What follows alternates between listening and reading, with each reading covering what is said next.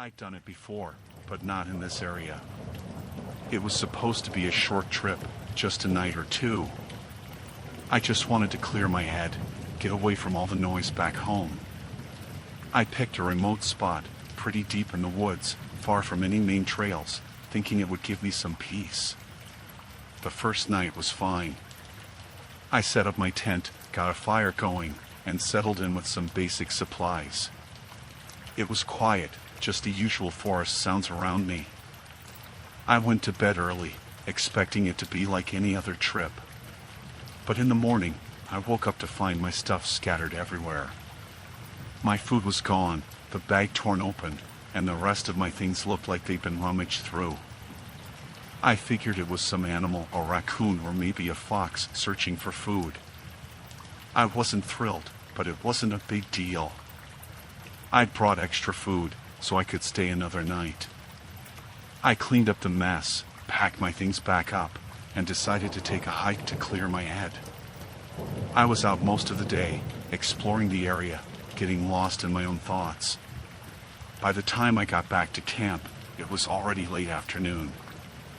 I started up a fire again, had a small meal, and settled in for the evening.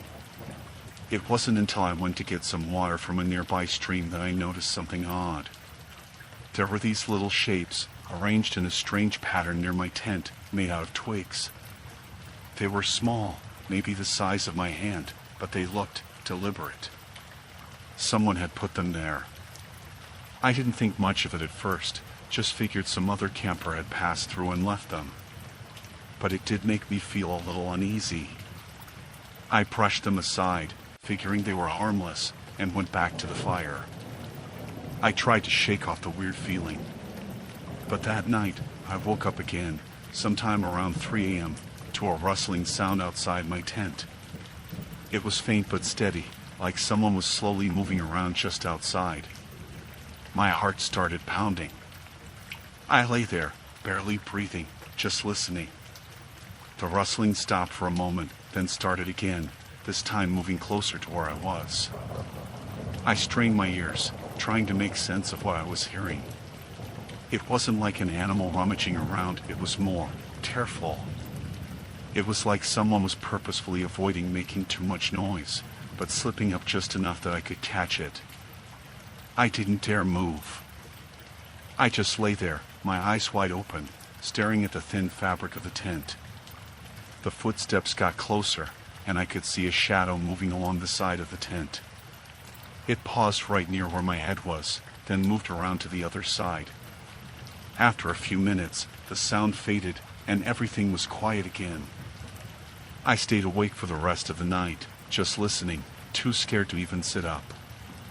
When the first light started breaking through the trees, I finally unzipped the tent and looked around. There was no one there. But when I stepped outside, I noticed more of those twig symbols, all around my campsite this time, in a tight circle around my tent. They were larger now, more elaborate, and each one looked a little different, almost like they were part of a set. It wasn't just random sticks thrown together. It looked like someone had taken their time, arranging each one carefully. My stomach sank. It was clear this wasn't some harmless prank by another camper. Someone had been here, had come close enough to be right outside my tent, making these things. I tried to calm myself down, told myself maybe it was just some local kids messing around. But deep down, I didn't believe it. This was too far out for anyone to just stumble upon my camp. I decided right then that I was done with this trip.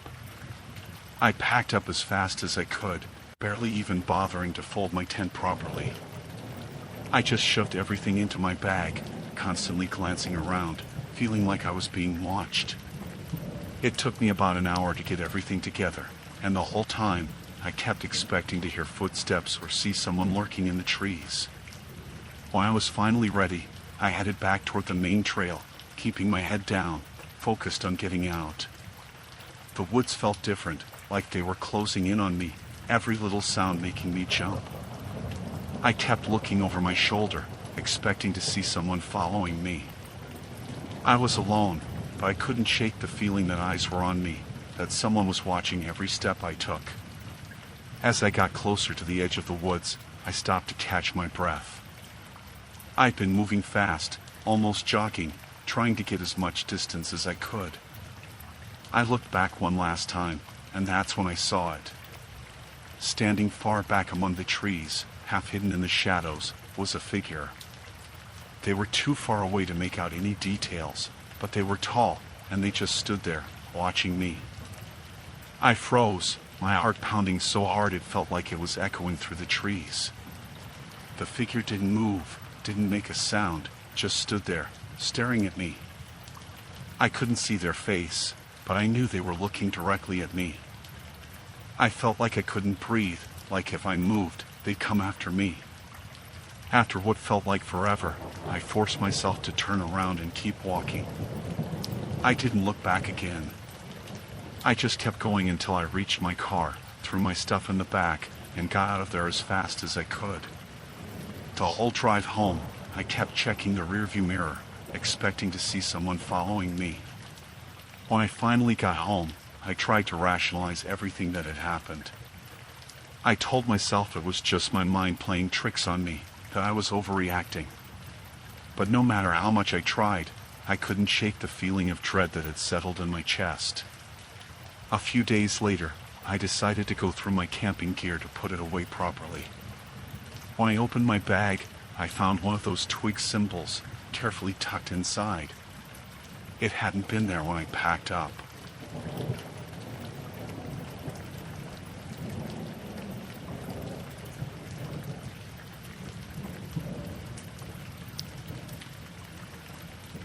I was on a long drive for work and needed a place to crash. It was late, almost midnight, when I finally found this rundown motel off the main road. The sign flickered with half-burnt bulbs, and the place looked like it hadn't seen fresh paint in years. But it was the only place around, and I was dead tired. So I pulled in, grabbed my bag, and checked in. The guy at the front desk barely looked up from his paper, handing me the key without much of a word. The room was as bad as the outside. The bedspread looked worn, and there was a faint smell of mildew. But I didn't care. All I wanted was a few hours of sleep before I got back on the road. I tried to get comfortable, but it was hard to relax in that room. The walls were thin, and I could hear the faint sounds of people in other rooms, pipes creaking, and every once in a while, the hum of a car passing outside. I turned off the lights, pulled the covers up, and tried to let the noise fade into the background. Then, just as I was finally starting to drift off, I heard a tapping sound on the window. It was light at first, almost like a gentle knock, and I thought maybe it was just a branch brushing against the glass. But then it came again, more insistent, a steady tap, tap, tap. I told myself to ignore it, that it was probably nothing, but something about it felt wrong. Curiosity got the better of me, and I got up, creeping over to the window. I didn't pull back the curtain right away. I just stood there, listening, my heart pounding in my chest. The tapping continued, steady and soft. Finally, I pulled the curtain aside just a bit, enough to see outside. There was a boy standing there, right outside my window, staring in at me. He couldn't have been more than 10 years old, with messy hair and big, dark eyes. He was pale, and his clothes looked old, like they didn't fit him right. He raised his hand and tapped on the glass again, looking at me with this pleading expression. I leaned down to get a better look, and he mouthed something, but I couldn't hear him through the glass.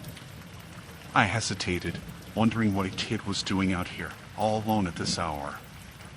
My first thought was that he was lost or hurt. I reached for the latch to open the window, figuring I'd ask him what he was doing there and maybe help him find his parents or call someone. But just as my hand touched the latch, something caught my eye. Behind the boy, just on the edge of the window's view, there was a shadow, a figure, barely visible in the dark. I froze, my fingers still on the latch, as my eyes adjusted to the darkness outside. The figure was tall, too tall to be another kid. They were standing perfectly still, half hidden by the shadow of the building, but I could just make out the outline of their body. I couldn't see a face, just the dark shape of someone watching, waiting. They were positioned just far enough back that you'd miss them if you weren't looking closely. I looked back at the boy, who was still staring at me, still mouthing words I couldn't hear. He seemed to be getting more desperate, gesturing for me to open the window, his small hand pressing flat against the glass. But my eyes kept drifting back to that shadow, that figure lurking in the darkness, barely visible but definitely there. It clicked, all at once. This boy wasn't alone. He was being used, somehow, as bait. I don't know how I knew, but everything in me screamed not to open that window. I pulled my hand away, stepping back, feeling my heart hammer in my chest. The boy's expression changed. He went from pleading to almost angry, his brows knitting together, his mouth pressing into a thin line.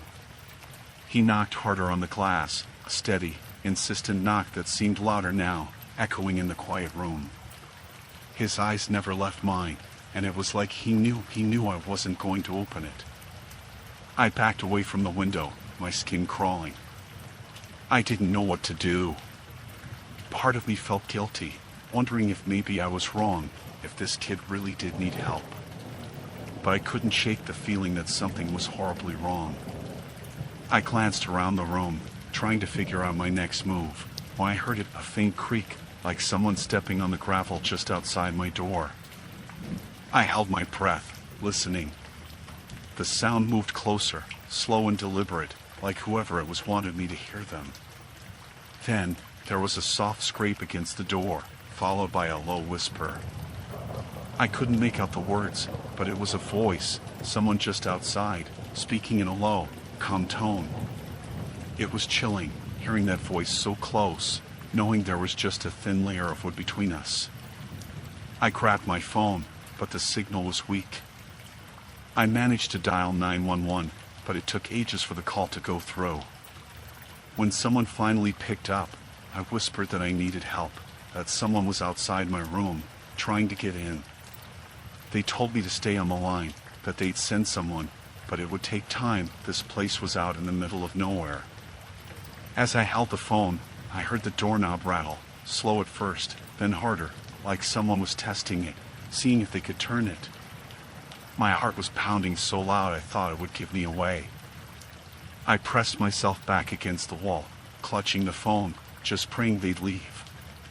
The rattle stopped, and for a moment there was silence. I thought maybe they'd gone. But then, there was a soft tap on the window again, lighter this time, like they were testing if I'd respond. I didn't move, didn't even breathe. I just waited, every muscle in my body tense. Eventually, the tapping stopped, and I heard the faint crunch of footsteps moving away from the door. I didn't dare look out the window again. I just sat there, waiting, listening as the sounds faded into the distance. I stayed like that until I saw the red and blue lights flashing through the thin curtains, and I finally felt a wave of relief wash over me. The cops didn't find anyone. They looked around the property, checked the nearby roads, but whoever it was had vanished by the time they got there. They told me it was probably a drifter, someone looking for trouble, and advised me to be more careful about where I stayed in the future. I checked out right then, got in my car, and drove for hours until I found a busy diner where I could sit and gather my thoughts. I don't know who that boy was or what that person outside wanted, but I'm just glad I didn't open that window.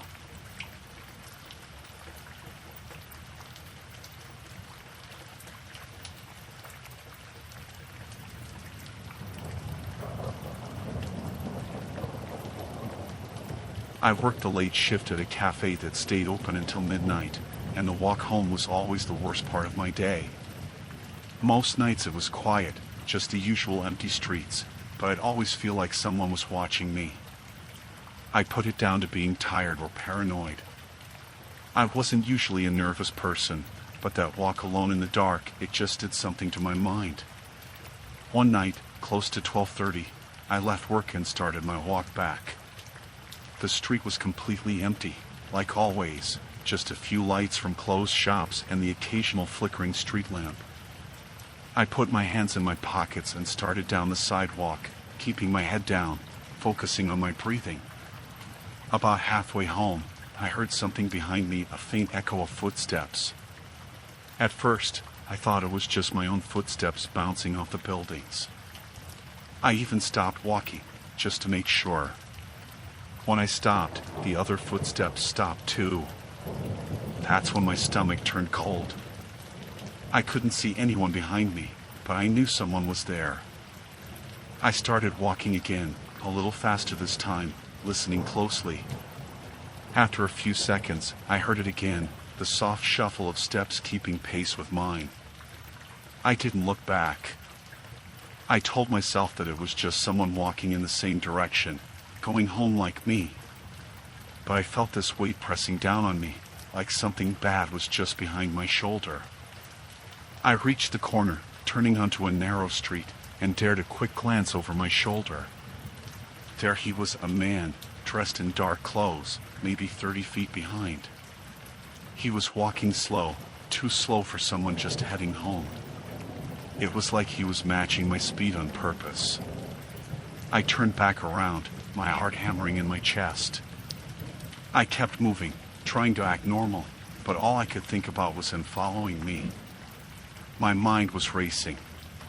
What if he knew I noticed him? What if that made it worse? I sped up a bit, trying to keep calm. The steps behind me got faster too, like he was keeping just close enough for me to hear him. I wanted to look back, but I was too scared to. After a few blocks, I took another turn, heading down a side street, hoping I could lose him that way. The footsteps paused for a second, then picked up again, right behind me. I felt like I was being hunted. I turned again, down an alley, the kind you'd only go through if you were desperate. The alley was dark, barely lit, with tall buildings on either side. I kept moving, praying he'd pass by or get tired of this game. But when I got halfway through, I heard the footsteps stop. I turned slowly, trying to keep my breath steady. He was there, standing at the mouth of the alley, watching me. He didn't say anything, didn't try to hide that he was staring. I could see his face now, illuminated by the faint light from a street lamp. He was a stranger, but at the same time, not. I remembered him. Weeks ago, he'd come into the cafe. He'd only ordered a coffee, stayed for maybe 10 minutes, barely talked, just sat there watching me the whole time. I'd forgotten about him until now, but now I couldn't unsee it. He took a step toward me, slow and deliberate. I backed up, my hands starting to shake. "What do you want?" I managed to choke out, my voice trembling. He didn't answer, just kept moving forward. I felt trapped, knowing the only way out was past him. I tried to keep my head up, tried to act like I wasn't scared, but I could feel the panic rising in my chest. He stopped a few feet away from me, close enough that I could smell his stale breath. His eyes were cold, focused right on me. It was like he was waiting, watching to see what I'd do next. I couldn't just stand there. I took a deep breath and forced myself to speak. "Look, I'm just trying to go home. I don't know what you want, but please, just let me go." He tilted his head, like he was considering it, but there was something in his eyes that told me he wasn't going to leave me alone. He took another step forward, and that's when I knew I had to act. Without thinking, I darted to the side, running past him as fast as I could, my feet pounding on the pavement. I could hear him behind me, running too, his steps echoing in the narrow alley. I ran faster, my heart pounding so hard I thought it might burst. I rounded the corner, back onto the main street, hoping he'd give up, hoping someone else would be around. But it was dead silent, not a single person in sight. I kept running, looking for any open door, any place I could duck into, but every shop was closed, the lights off. I could still hear his footsteps behind me, getting closer. I turned down another street, looking for any place to hide. I spotted a small alley between two buildings, barely wide enough for me to squeeze through, and darted into it. I pressed myself against the wall, holding my breath, listening as his footsteps slowed, then stopped just outside. He was close, so close I could hear him breathing. I shut my eyes, willing myself to be invisible. He stood there, just a few feet away, and I heard him mutter something under his breath. I couldn't make out the words, but it was enough to know he hadn't given up. I heard him step back onto the main street, his footsteps fading as he walked away, but I didn't move. I stayed pressed against the wall, waiting, my body tense, afraid he'd come back. When I finally dared to step out of the alley, I didn't see him anywhere. I stayed close to the buildings, moving as quietly as I could, my eyes scanning every shadow, every corner. My apartment was just a few blocks away, but those blocks felt like miles. When I finally got inside, I locked the door and slid down to the floor, my whole body shaking. I sat there in the dark for a long time, listening, waiting, afraid he'd somehow found me again. That night, I barely slept. Every sound outside, every creak, made me jump. I kept seeing his face, those eyes, the way he'd stared at me like I was some kind of prize. I don't know what he wanted, or why he was following me. But I know I'll never forget that feeling, the fear of being hunted, the way he watched me, like he already knew he'd find me again. Since then, I don't work late shifts anymore. And I never walk home alone at night.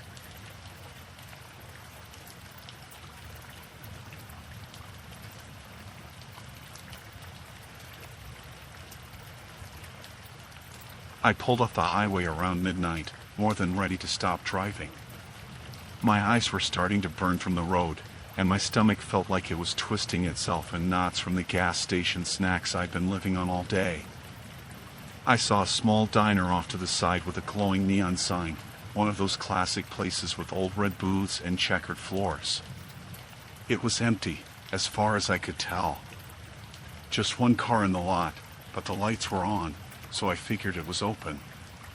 I parked and headed inside.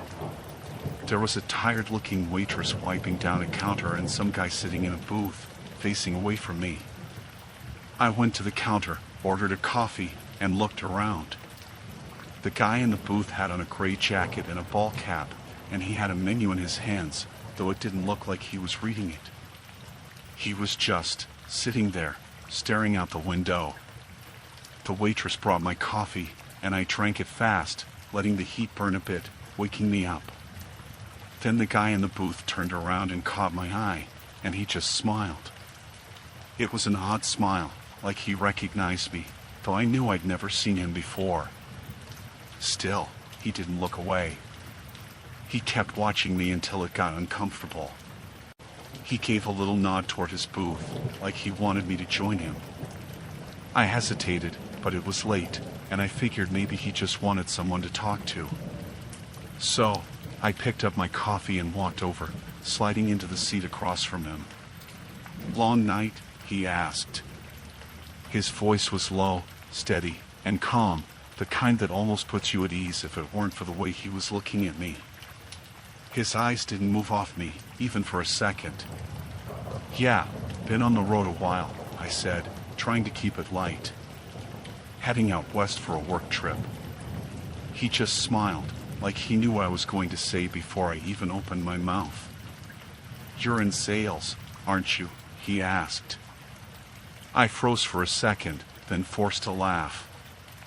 "Yeah, that's right. Guess I have that look, huh?" "Something like that," he replied, still smiling. He leaned back in his seat, fingers tapping on the edge of the table. "You were in Nashville last week, weren't you? Selling some of those, what were they, industrial tools?" My skin started to crawl. There was no way he could know that. I hadn't even told my family exactly where I'd been last week, and I sure hadn't told anyone at this diner. "Yeah, that's right," I said, my voice coming out tighter than I wanted it to. You in sales too? Nah, he said, waving his hand. I just pay attention. Saw you there, that's all. I laughed a bit, trying to shake off the weird feeling creeping over me. You must have a good memory, I said, still watching him. It's a big city. Oh, I don't forget faces, he replied, tilting his head. Especially when I see them more than once. Something in the way he said it set off alarms in my head. I wanted to ask more, but part of me didn't want to hear the answer. You, see me more than once? I asked, keeping my voice calm. Oh yeah, he said, nodding slowly. Saw you at that truck stop on Route 40. And again at that little motel in St. Louis. You didn't see me, but I was there. My stomach dropped, and I tried to keep my face neutral. I'd been on Route 40 a few days ago, stayed at a cheap motel in St. Louis that same night. He had every detail right. My mind was racing, trying to remember if I'd seen him before, but I couldn't place him anywhere. I kept my voice steady. That's a little strange, don't you think? He shrugged, like it was no big deal. Maybe. Or maybe it's just a coincidence, he said, leaning in close, his eyes fixed on mine. But I think we both know it's not. My palms were starting to sweat, and I forced myself to stay calm, not to let him see he was getting to me. So, what are you doing here then? Just happened to show up at the same diner as me? I tried to sound casual, but I could feel the tension building up in my chest. He didn't answer right away, just kept looking at me with that same unsettling smile. Finally, he said, maybe I like knowing where people are going. Keeps things interesting. I didn't respond, just kept staring at him, waiting. He seemed to enjoy dragging out the silence, watching my reaction. You're staying at that motel down the road tonight, aren't you? He asked, his tone almost casual. I'd planned to stay there. It was the only place close by, and I'd already booked a room earlier, before I even got off the highway. I didn't know how he could have known that.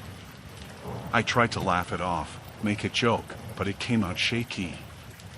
You sure you're not in sales? I asked, forcing a smile. Seems like you've got a knack for information.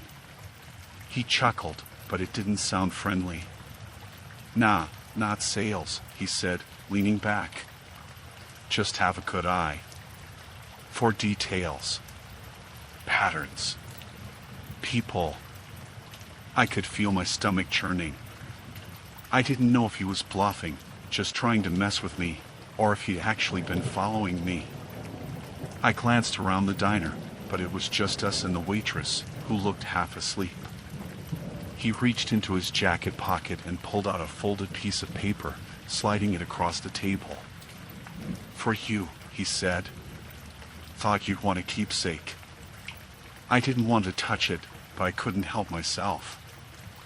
I unfolded it slowly, my heart racing. It was a list of dates, places I'd stayed in the last month. Nashville, St. Louis, Little Rock. Every city, every motel. And at the bottom, tonight's date, with the name of the motel I'd booked. I pushed the paper back, feeling my hand shake. How do you know all this? I asked, barely managing to keep my voice steady. He just smiled, that same eerie smile. I told you, he said.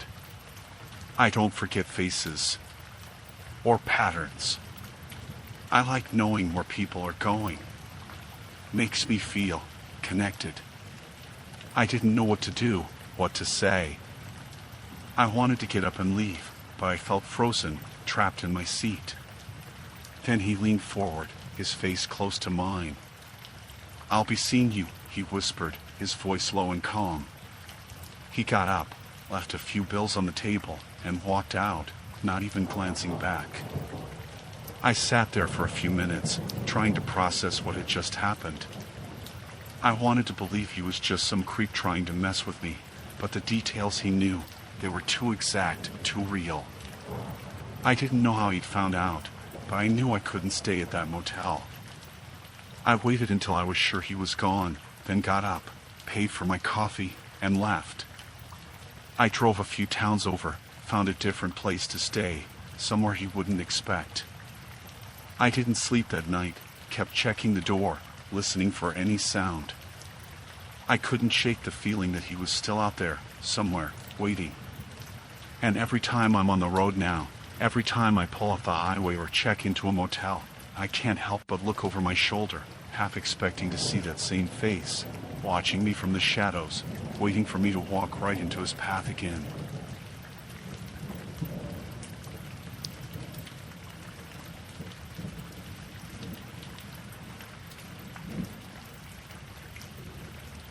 I don't usually go to movies alone, but it had been a rough week and I wanted a break. I picked a late night show of some indie horror flick, thinking I have the theater mostly to myself. It was a small, local place that usually didn't get packed, and on a weeknight, especially late, it'd probably be empty.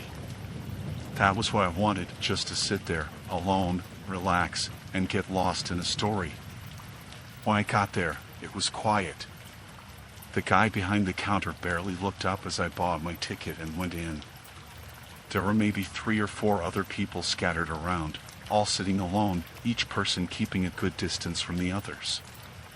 That's the nice thing about late shows, people want their space.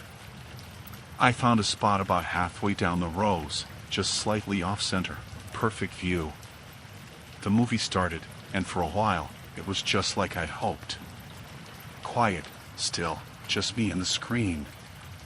Maybe 20 minutes in, I glanced behind me, just out of habit, and noticed there was a man sitting a few rows back.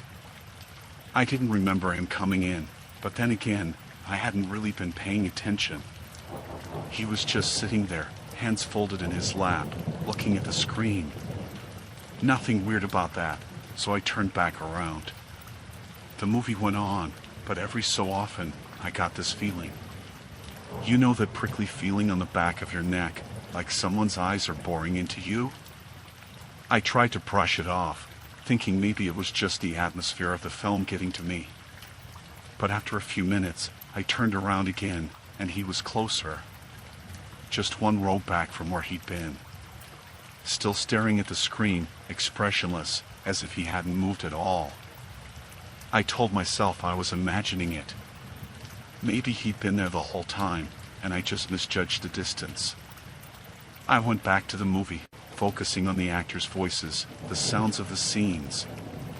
But the feeling didn't go away. A few minutes later, I peeked again. He'd moved forward another row. This time, I was sure. He wasn't just moving seats for a better view. He was shifting, little by little, and he was definitely closer than he had been at the start. My pulse was starting to pick up.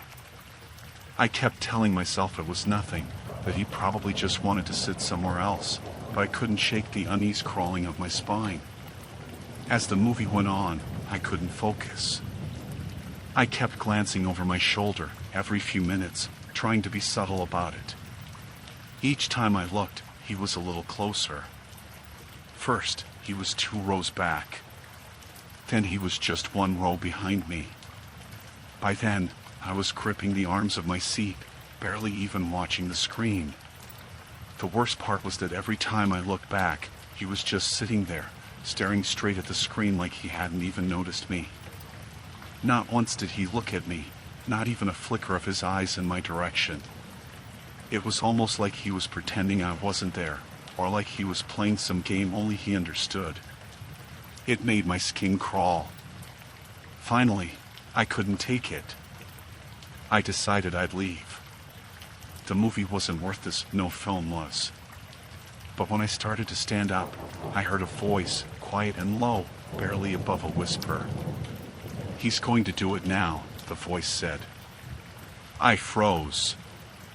I didn't look back, didn't even turn my head, but I knew it was him. I knew he was the one speaking, and he was whispering in sync with the movie. I could hear the actor on screen saying the exact same line, but this man behind me was whispering it right along with him, word for word, in this low, eerie tone that felt like it was crawling into my ears. I sat back down, trying to ignore it, hoping he'd stop. Maybe he was just one of those people who liked quoting lines. Maybe he was some kind of superfan who'd seen the movie a dozen times. I told myself anything to make it feel normal, but deep down, I knew none of it was right. Then, after another minute, he spoke again, just as quietly. "She thinks she's safe." My hands started shaking. The line was from the movie, but he said it with this edge, like he knew I was listening, like he was saying it to me. I didn't dare look back. I just kept my eyes fixed on the screen, trying to pretend I couldn't hear him, that I didn't know he was there. He kept going. Every few minutes, he'd whisper something. Every time, it was right along with the movie, like he had the entire script memorized. The worst part was how calm he sounded, how smooth his voice was, like he was barely trying, just murmuring to himself. And each time he spoke, he sounded closer, like he was leaning forward, inch by inch. Then he said, "Run." It wasn't part of the movie. I knew that line wasn't in the script. I'd seen the trailer enough to know. But he said it anyway, so quietly I almost missed it, like it was meant just for me. And that's when I finally looked. He was right beside me. He hadn't just moved rows. He'd crept along the aisle, moving from seat to seat, until he was sitting there, right next to me, so close I could feel the warmth of his arm against mine. His face was still pointed at the screen, eyes wide and unblinking, mouth barely moving as he murmured the next line in sync with the actor. My heart was pounding so hard I thought it would burst. I wanted to scream, to get up and run, but I couldn't move. I was frozen in my seat, every muscle locked up with fear. He was right there, so close I could smell the faint scent of stale smoke on his clothes, could hear the quiet rasp of his breath. Then he turned his head, so slowly it made my stomach twist. He didn't look at me, not directly, but his eyes slid to the side, just enough that I could see the edge of his gaze. "I know what happens next," he whispered. I bolted. I didn't even look back to see his reaction. I just tore out of my seat and ran up the aisle, stumbling over my own feet, practically falling through the theater door. I didn't care about the stares I got from the few people in the lobby. I didn't stop until I was outside, gasping for air, hands shaking so bad I could barely pull my car keys out of my pocket. I jumped in my car, locked the doors, and peeled out of the parking lot, not even caring where I was headed. I just wanted to get as far from that theater as I could, as fast as I could. It wasn't until I'd driven halfway across town that I finally pulled over, parked on some quiet street, and tried to catch my breath. I never went back to that theater.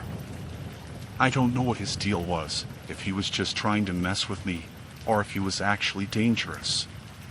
But I can still hear that voice sometimes, late at night, that low, steady whisper.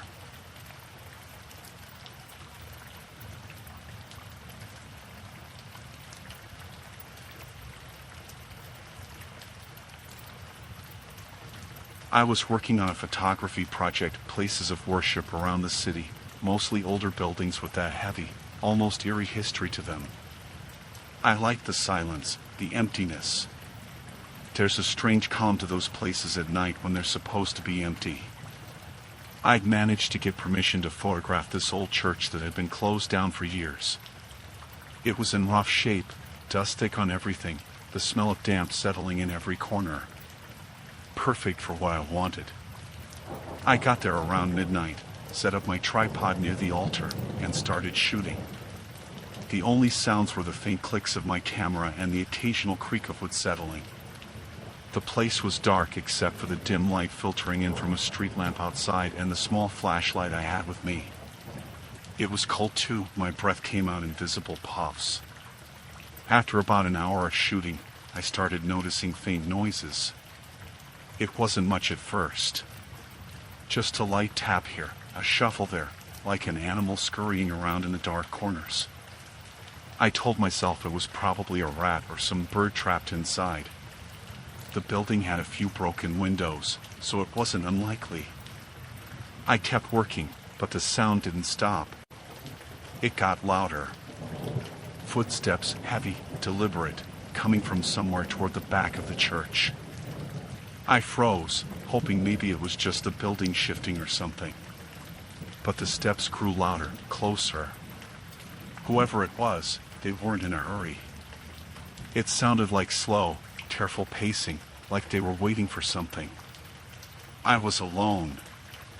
I'd locked the door when I came in, so I didn't understand how anyone else could be there. I took a deep breath, tightened my grip on the flashlight, and turned around.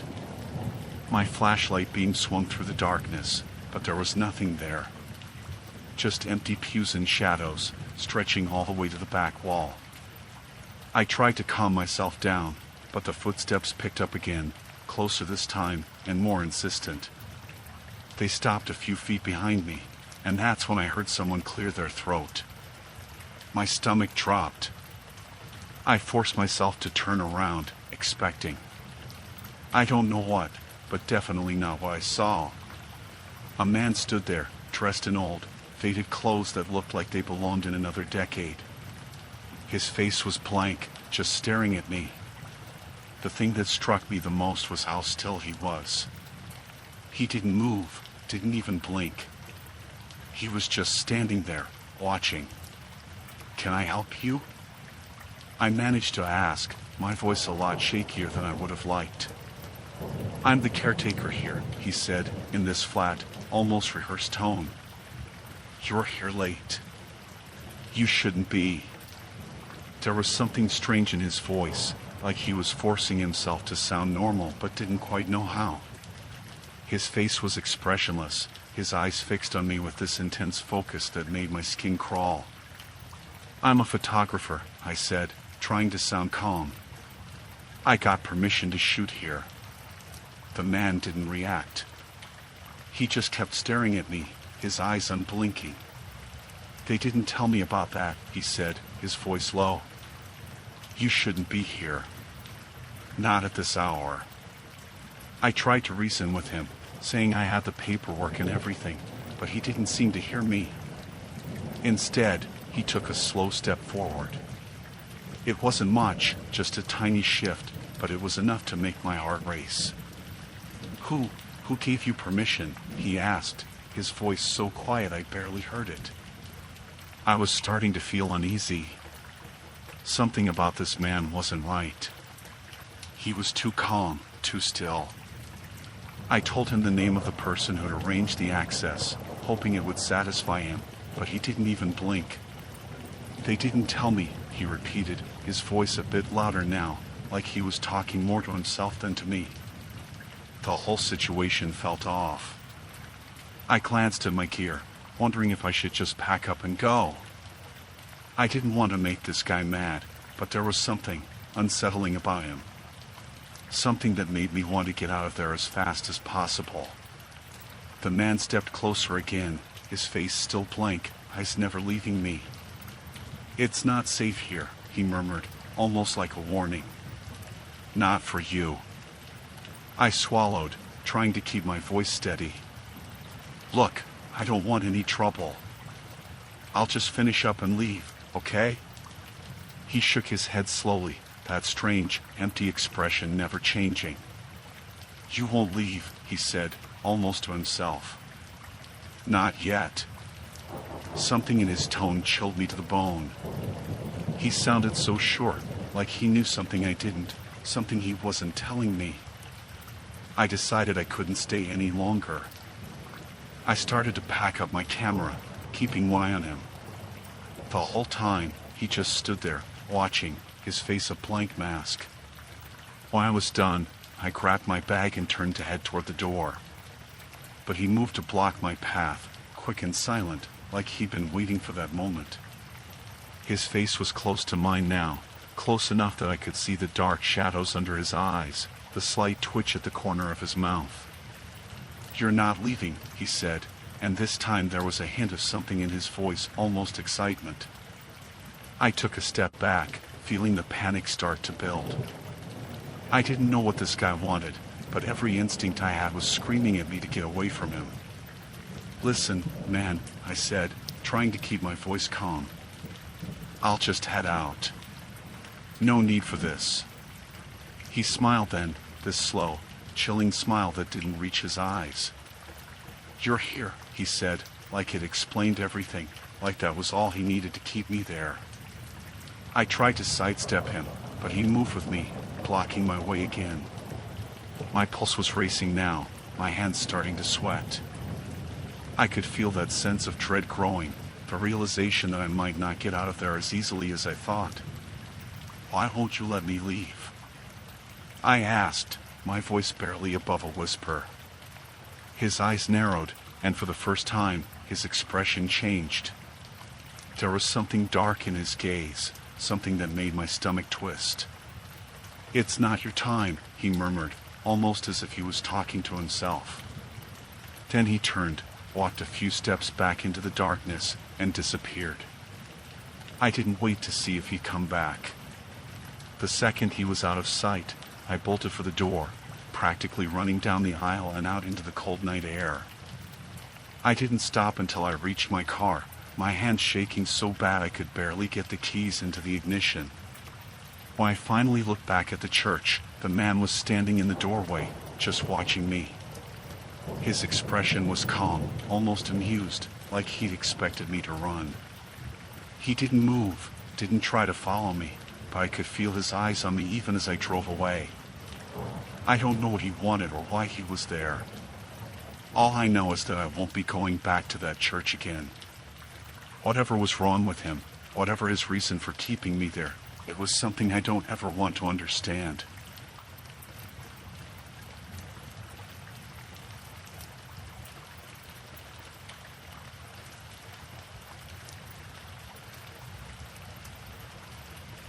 I was on the trail alone that day, planning on a quiet hike through some of my favorite spots. It wasn't too far from home, a place I'd gone 100 times before, so I felt safe there. I parked my car, grabbed my backpack, and headed up the trail, just wanting a bit of peace. There weren't many people around since it was late afternoon on a weekday. That's one of the reasons I liked it. I usually only passed a handful of people, most of them minding their own business. I was a few miles in when I saw him. He was coming down the path in the opposite direction, moving at a relaxed pace. I noticed him looking my way before he even reached me, but I didn't think much of it. As he got closer, though, he smiled, a little too wide, a little too eager. I remember thinking he was being overly friendly for a stranger, but I didn't want to seem rude, so I just nodded and kept walking. He stopped in front of me and said, "Hey there, nice day for a hike, right?" I agreed, not really wanting to get into a conversation. I tried to keep walking, but he stepped to the side, blocking my way, and said, "Mind if I join you for a bit? You know, it's safer to hike with someone." That was strange. I had never heard anyone say that around here. It wasn't like we were out in the wilderness. It was just a local hiking trail, and plenty of people walked it alone. I told him I preferred to hike by myself, trying to keep my tone polite but firm. But he didn't seem to care. He laughed, saying, "Oh, come on. I'm just being friendly. It's a nice day, and two's better than one, right?" Something about the way he said it made me feel uneasy. I don't know how to describe it exactly, but there was a look in his eyes that didn't match his smile. I wanted to walk away, but he was still standing in front of me, blocking the path. I felt like my options were limited. Finally, I decided it'd be less trouble to just let him tag along for a while. I figured he'd get bored or head off on his own after a bit. So I nodded and started walking again, hoping he'd keep a respectful distance. He didn't. Instead, he kept pace right next to me, close enough that I could feel his shoulder brush against mine every now and then. I kept glancing over, and he was always looking at me, watching. We walked in silence for a few minutes, and then he started asking questions. Do you come here often? How far are you planning to go? I tried to keep my answers short, hoping he'd take the hint. But he kept pressing, asking about my job, my family, even what kind of car I drove. I remember thinking, why would he care about that?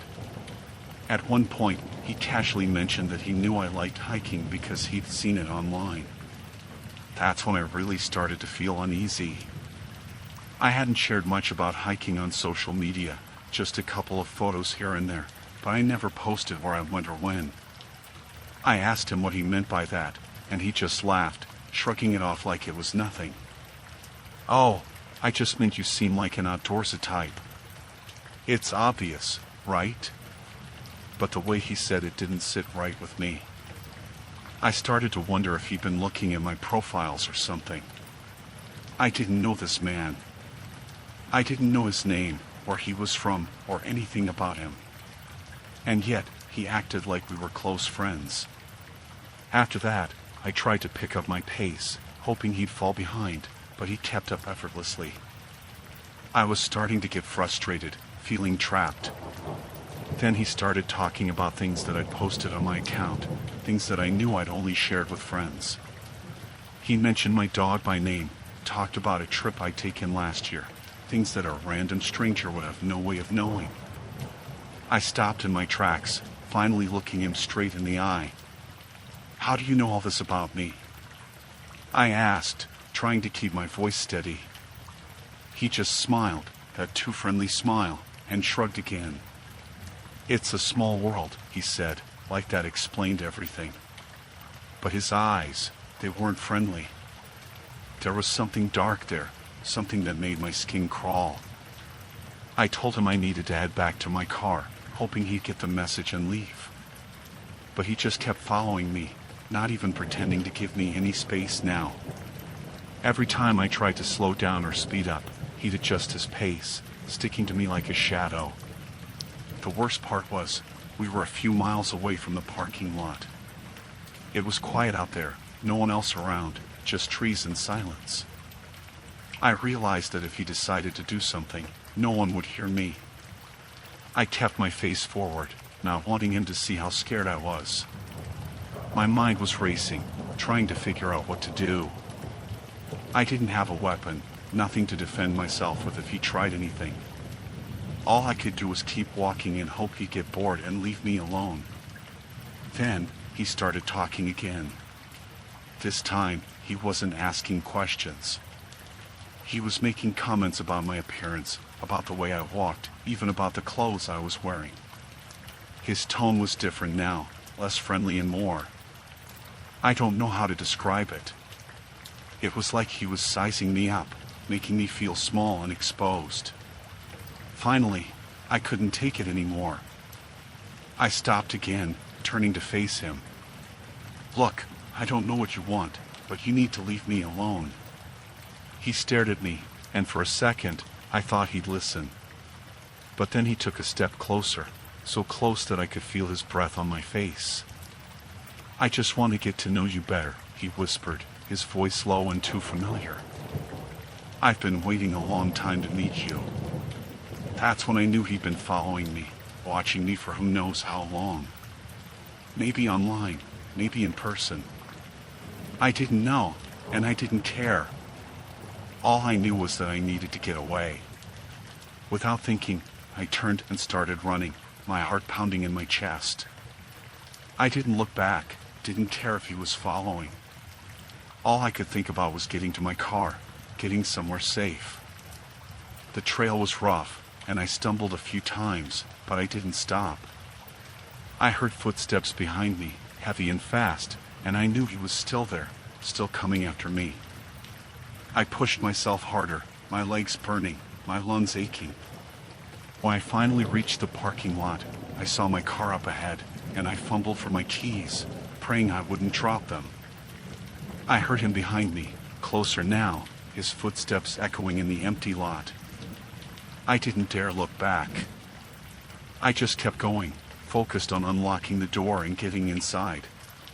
The second I got in, I slammed the door shut, locking it as fast as I could. I looked up, and he was there, standing just a few feet away, watching me through the window. His expression was calm, almost amused, like this was all a game to him. I didn't wait to see what he'd do next. I started the car and peeled out of the lot, my hands shaking on the wheel. In my rearview mirror, I saw him still standing there, watching as I drove away. I don't know who he was, how long he'd been watching me, or what he wanted. All I know is that I've never been back to that trail, and I never will. I deleted all my social media after that, changed my routines, everything.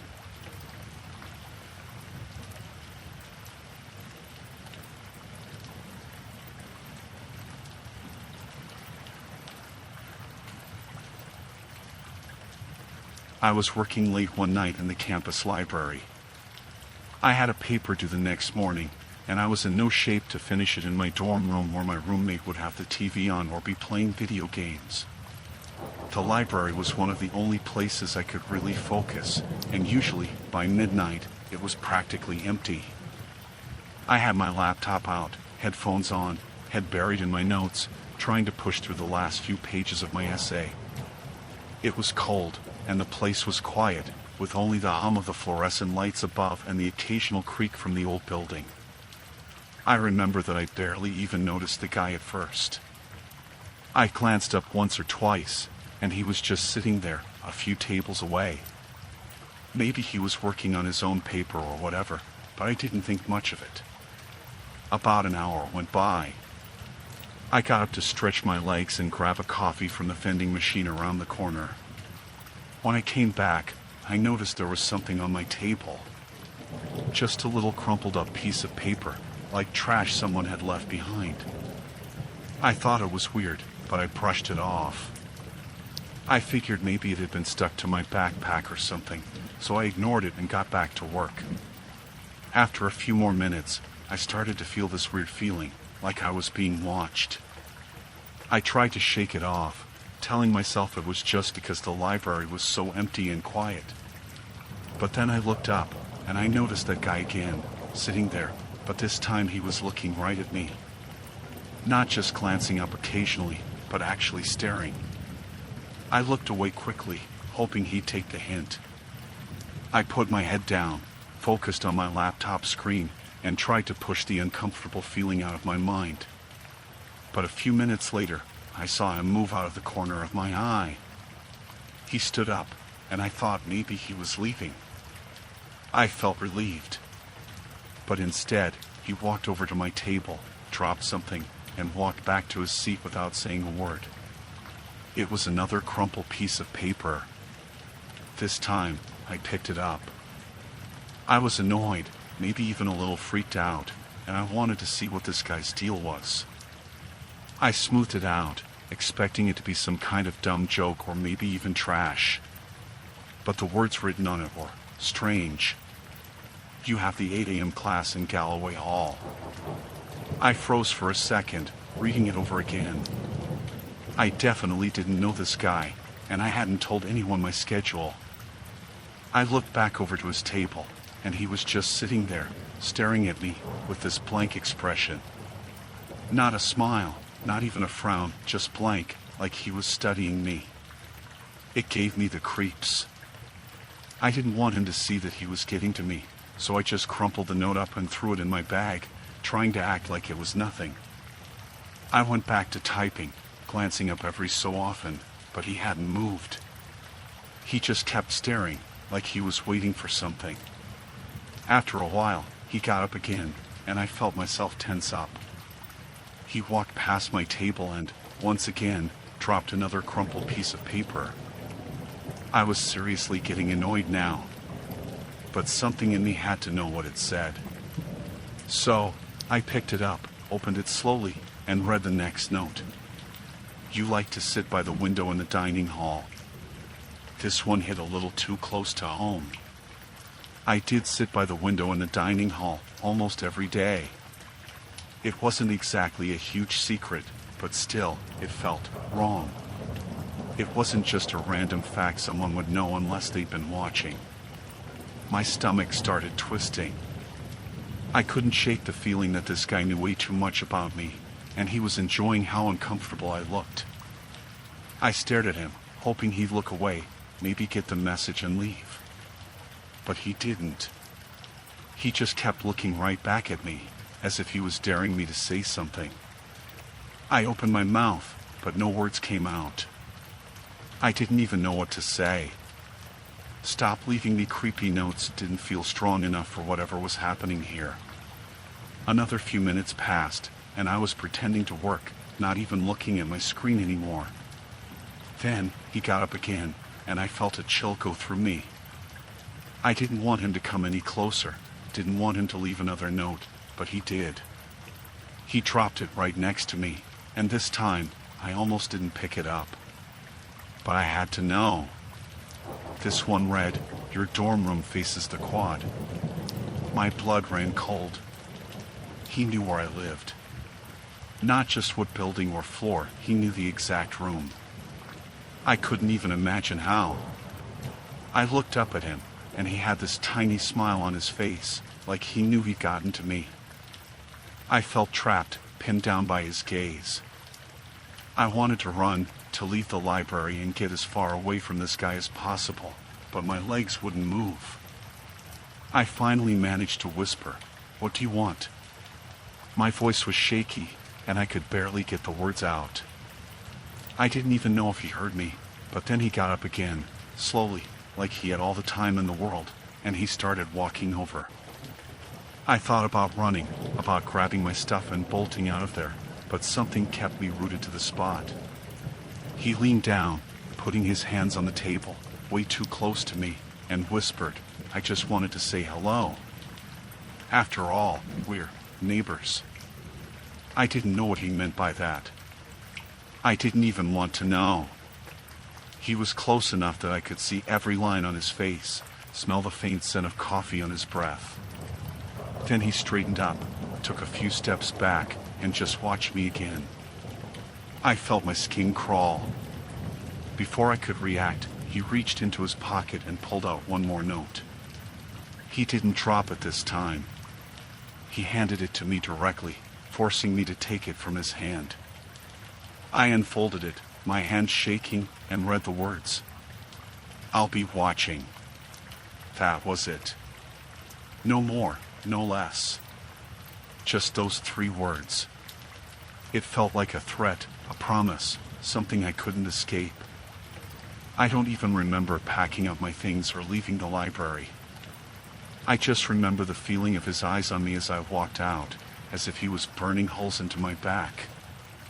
I practically sprinted back to my dorm, my heart pounding the whole way. I didn't look over my shoulder, didn't dare check if he was following me. I just locked myself in my room and sat there, staring at the door, listening for any sound outside. I never saw him in the library again after that, but for weeks, I couldn't shake the feeling of being watched.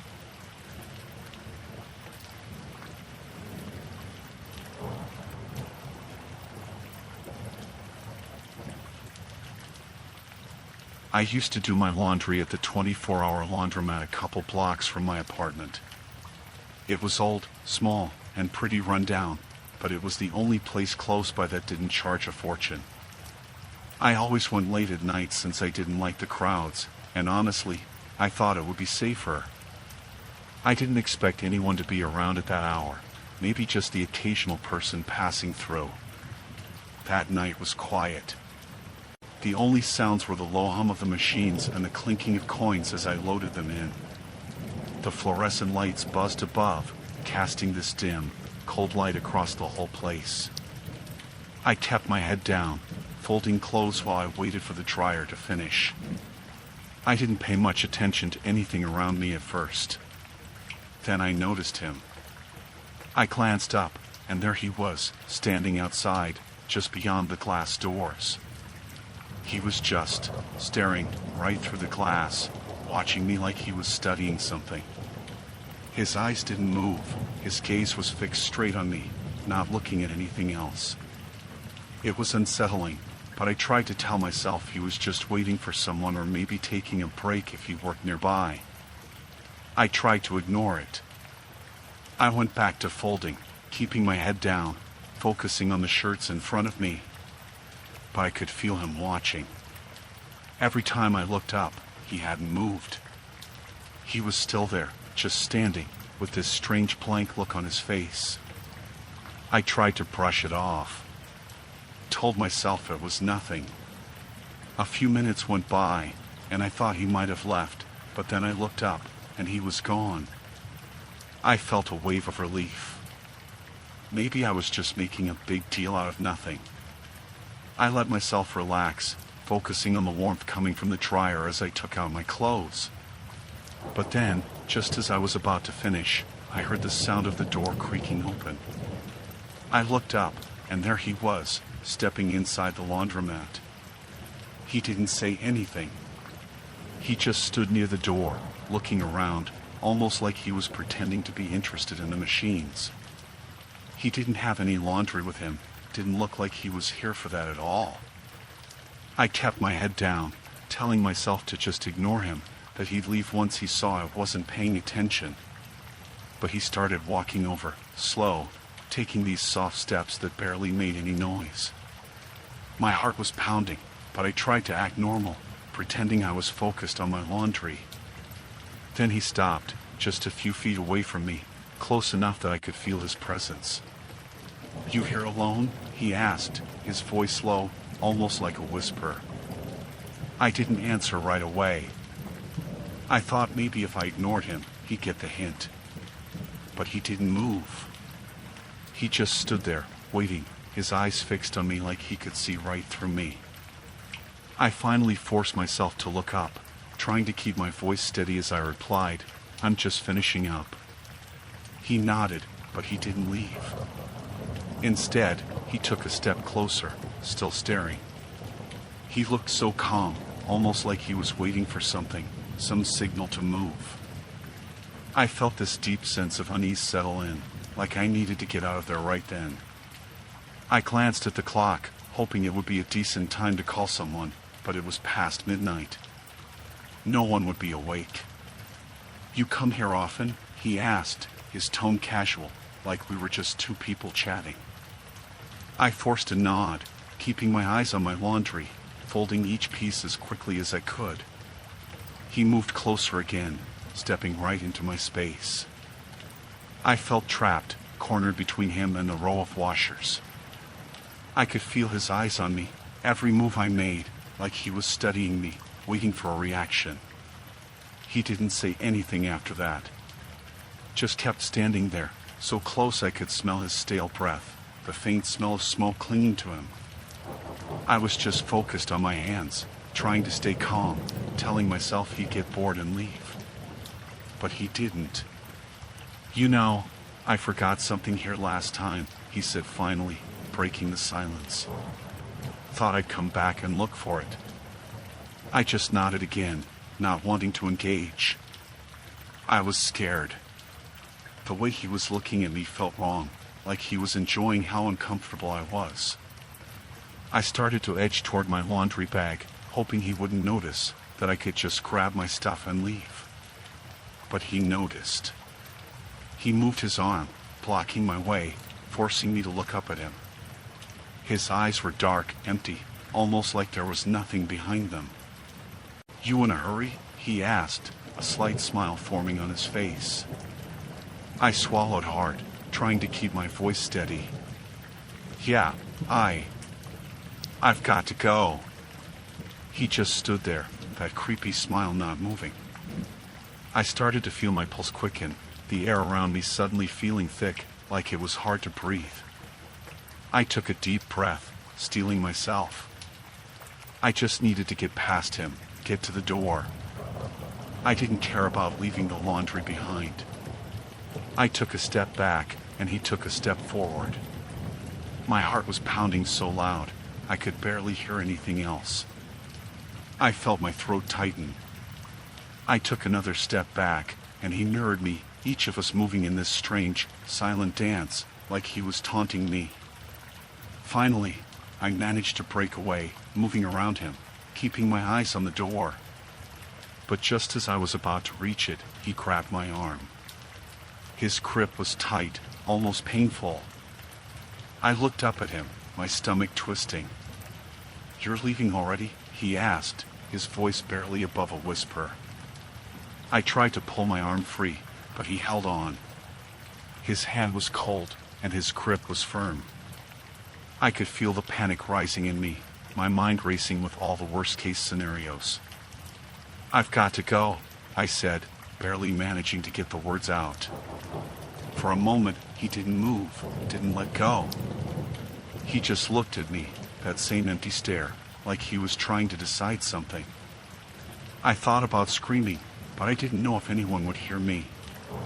The laundromat was isolated, with no one around at this time of night. Then, finally, he released me.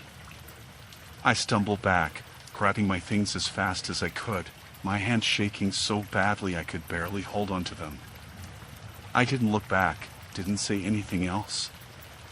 I just bolted for the door, my heart racing as I stepped out into the cold night air. As I walked home, I felt his eyes on me, even though I didn't look back to check if he was watching. I just kept walking, my mind replaying everything that had just happened, my stomach twisting with fear. I didn't stop until I was safely inside my apartment, locking the door behind me, my hands still trembling. After that night, I couldn't go back to that laundromat. I started going to one across town, no matter how inconvenient it was. I didn't care. I never wanted to see that man again, never wanted to feel that kind of fear. Sometimes, late at night, I still feel like he's watching me.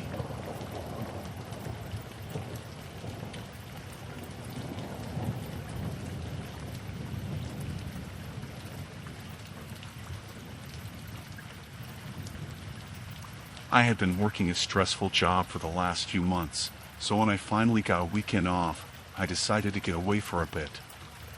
I booked a small, remote cabin in the woods, about 2 hours away from the city. The kind of place where there's no phone service, no internet, just peace and quiet. Perfect for getting my head straight. I got there late on a Friday evening, just as the sun was setting, and I could already feel the tension from work start to melt away. The cabin was rustic, a little older than I expected, but it was cozy. It had one of those old wood-burning stoves and a fireplace that crackled when I lit it. There was no one else around for miles, and I made a point not to mention this trip to anyone, not even on social media. I didn't want anyone to know where I was. I was just there to relax and clear my mind. The first few hours were calm. I unpacked, made a simple dinner, and sat by the fire. I didn't have any plans for the weekend, just wanted to enjoy the silence. I spent the night watching a movie on my laptop, the kind of thing you do when you're alone in a cabin, listening to the crackling of the fire and the occasional sound of wind moving through the trees outside. Around midnight, I decided to go to bed. The cabin was dark, but the moonlight outside provided enough light for me to make my way to the bedroom. I locked all the doors and windows, checked the stove to make sure it was off, and got into bed. The sheets were soft, and for the first time in weeks, I felt like I could actually get some sleep. I don't know exactly when I fell asleep, but I woke up suddenly, maybe around 2 a.m. I wasn't sure what had woken me, but there was a feeling in the air. Something wasn't right.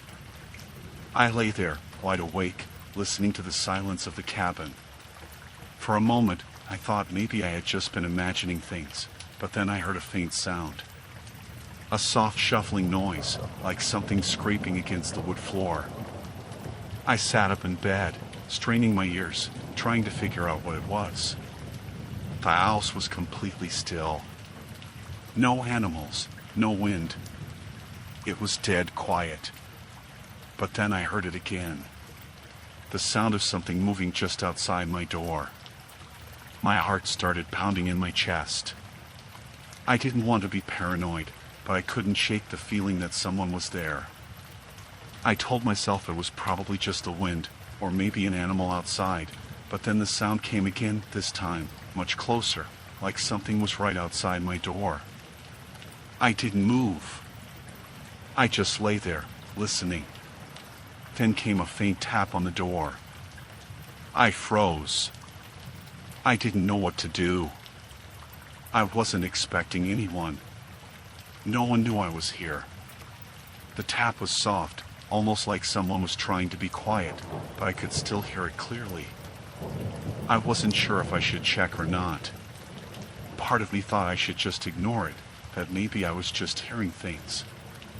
But the other part of me, the part that was suddenly scared, wanted to know who it was. I got out of bed slowly, making sure not to make any noise. My feet hit the cold wood of the floor as I tiptoed toward the door. I didn't dare open it, but I stood close to the edge, trying to listen. I could feel my heartbeat in my throat, and I held my breath. For what felt like forever, there was no sound. Then, out of nowhere, there was a soft slide under the door. I jumped back, almost falling over. My heart was racing now. Something had been slipped under the door. I didn't know what it was, but the thought of someone being out there, so close, sent a chill through me. I felt trapped, like I couldn't get away from whatever it was. I walked carefully to the door, my legs weak with nerves. I didn't want to open it, but I had to know. I bent down slowly, reaching for the paper that had been left there. When I looked at it, my stomach dropped. The letter was handwritten in neat, careful handwriting. It said, "I saw you take a walk this afternoon. The forest was quiet. Too quiet. I wonder what you did out there." My head spun. I hadn't seen anyone. I hadn't heard anything. The idea that someone was out there, watching me, made my skin crawl. I stood there for a moment, the letter in my hand, trying to think. It didn't make sense. How could someone know where I'd been? I had stayed on the path all day, far away from the cabin. I hadn't seen a soul. I hadn't even thought to lock the door when I went out. But there was no way someone had followed me that day, right? I started to panic. I looked around the room like I might spot something, someone, but there was nothing. Just a normal, empty cabin. I couldn't even bring myself to check outside. What if someone was watching me now? I locked the door again, double-checked the windows, and tried to go back to bed, but sleep was impossible. The feeling of being watched kept me awake, the letter burning in my mind. I kept imagining someone out there in the woods, hiding, just waiting for me to make a mistake. The next day, I spent most of the time inside the cabin, looking out the windows, paranoid. I didn't go outside much. I didn't want to risk being seen. The whole day felt off, like something was lingering in the air. It wasn't until I finally decided to leave that I realized the door had been unlocked. The handle had been moved, just enough for me to see it had been tampered with. But I was sure I'd locked it before I went out. That night, I didn't know what to expect. I was too scared to sleep, too scared to stay in the cabin. I waited for hours, my mind racing, and then, just as the night before, there was another tap on the door. Quiet. Deliberate. I didn't even bother checking the door this time. I just grabbed my things, and without a second thought, I ran. I didn't even know where I was going at first, but I just needed to get away. I didn't care if it was dark or if I had no plan. I had to leave the cabin. As I walked through the woods, I kept looking over my shoulder, half expecting to see someone following me. I don't know why I didn't call the police. Maybe I was just too scared, or maybe it didn't feel real. But the farther I got from the cabin, the more I felt like I was finally free. When I finally reached the nearest road and found a car to get me back into town, I felt like I could breathe again. I didn't go back for my things, and I didn't think I ever would. I'm not sure who was watching me, or why they were doing it. But after that night, I never went back to that cabin. And I never will.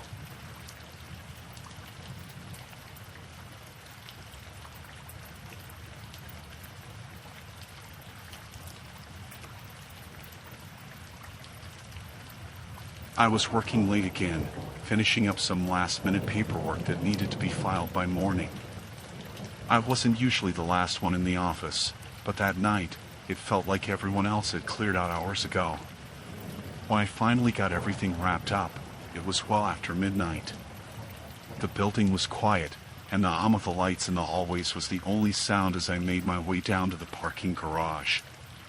It was the same way it always was, silent, dimly lit, the type of place where the sound of your own footsteps feels loud and makes you glance over your shoulder.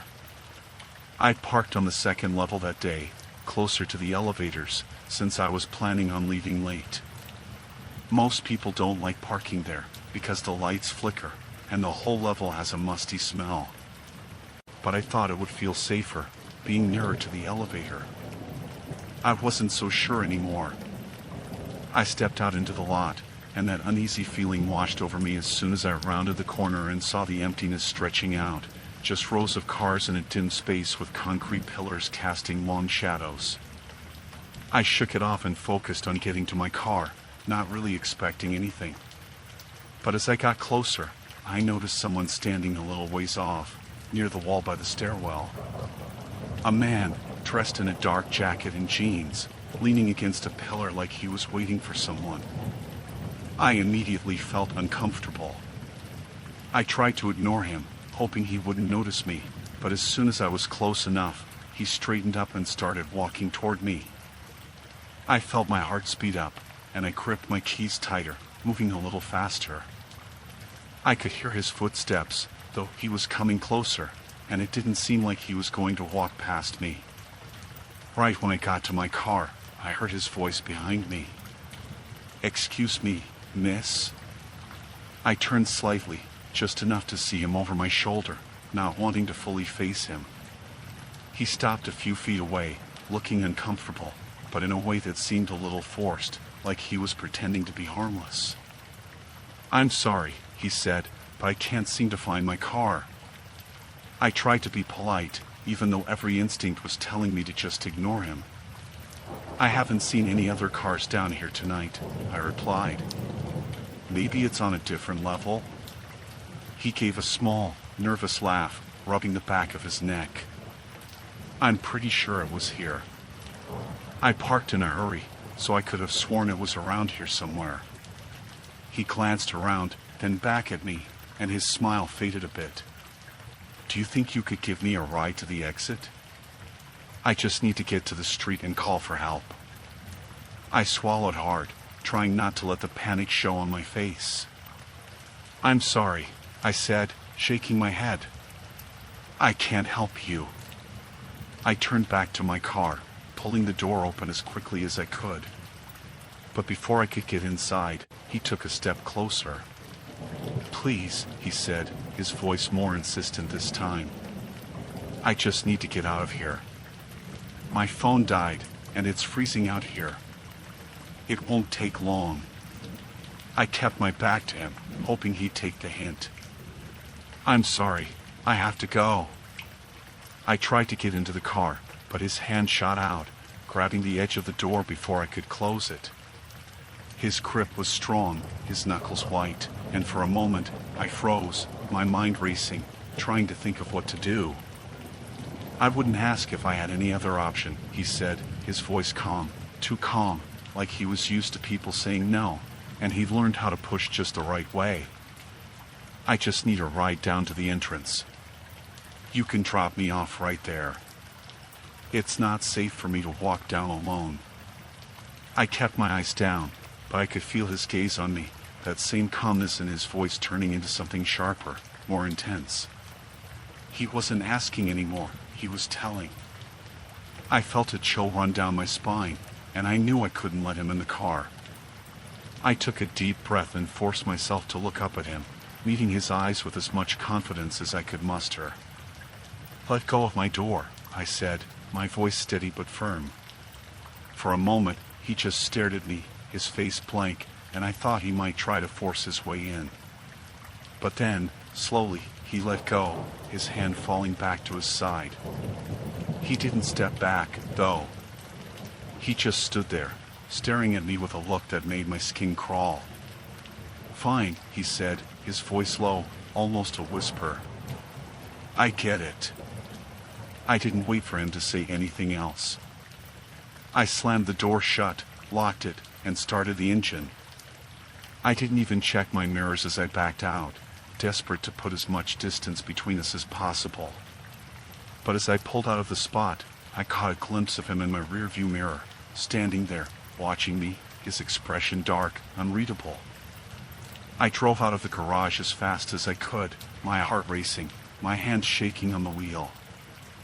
I felt a surge of relief as soon as I was out in the open, under the streetlights, away from that empty concrete space that had felt so suffocating.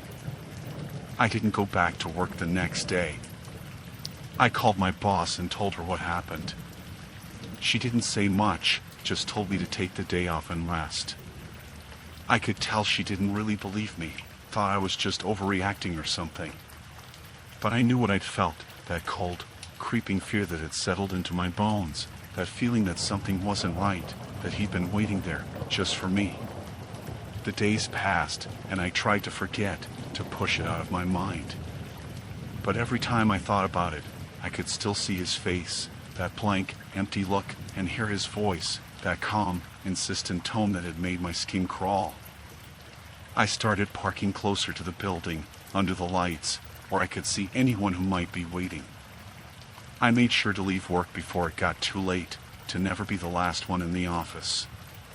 And every now and then, I'd catch myself glancing over my shoulder, half expecting to see him there, watching, waiting.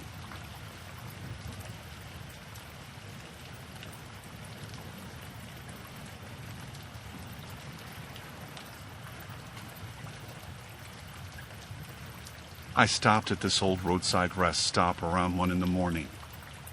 I'd been driving for hours and hadn't seen a single other car on the road. The rest stop looked like it hadn't been cleaned in years, but I was tired and I needed to use the bathroom.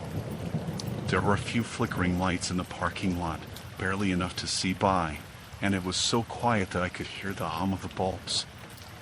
I got out of the car and made my way over, the door creaking as I opened it. The bathroom was small, with 2 stalls and a sink that looked like it barely worked. It smelled stale and damp, like it had been left to rot. I was just about to push open one of the stall doors when I heard the entrance door creak behind me. I glanced over my shoulder and saw a man standing there, just inside the doorway. I didn't think too much of it at first, figured he was just another traveler. I nodded politely, then stepped into the stall and locked the door behind me.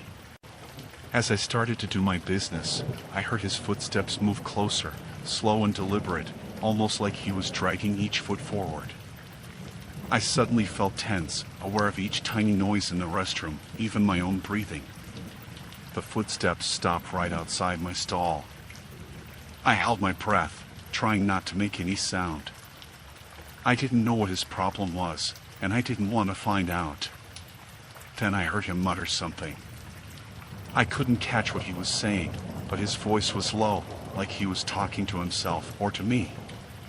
"Hey," he whispered. "You think I don't know who you are?" I stayed silent, hoping he'd go away if I didn't respond. I kept telling myself he was just some weirdo, maybe drunk or high, probably just talking to himself. But then he spoke again, louder, his voice dropping to a growl. "I know you're in there. You can't hide." The way he said it sent a chill down my spine. I was trapped, with nowhere to go. There was no one else around, no one to hear me if I yelled. I thought about standing up, maybe trying to scare him off, but my hands were shaking, and I wasn't sure what he'd do if I made a move. I could hear him pacing just outside the stall, his footsteps shuffling back and forth. Then he stopped again, leaning close to the door. I could see his shadow under the stall door, right up against it, like he was pressing his face against the gap. "Why don't you come out?" he whispered, the edge in his voice growing sharper. Or are you afraid? I bit down hard, not letting myself make a sound. I could feel sweat trickling down the back of my neck. I didn't know if he was armed, if he was just messing with me, or if he was planning something worse. My heart was pounding so loud I was afraid he could hear it. Suddenly, I heard him laugh, a short, humorless sound that made my stomach twist. I know what you did. Don't think you can run from it. I had no idea what he was talking about. I wanted to tell him he had the wrong person, that I didn't know him, but my throat felt tight, like the words were stuck. I was sure if I made a sound, he'd do something. I could feel the tension building, like he was daring me to speak up, to give him an excuse. The silence dragged on, broken only by the sound of his breathing, rough and uneven. Then, out of nowhere, he slammed his fist against the stall door, rattling it so hard I thought the lock might break. I jumped, barely stopping myself from yelping. "Come out," he hissed. "Or I'll make you come out." My mind was racing, trying to figure out what to do.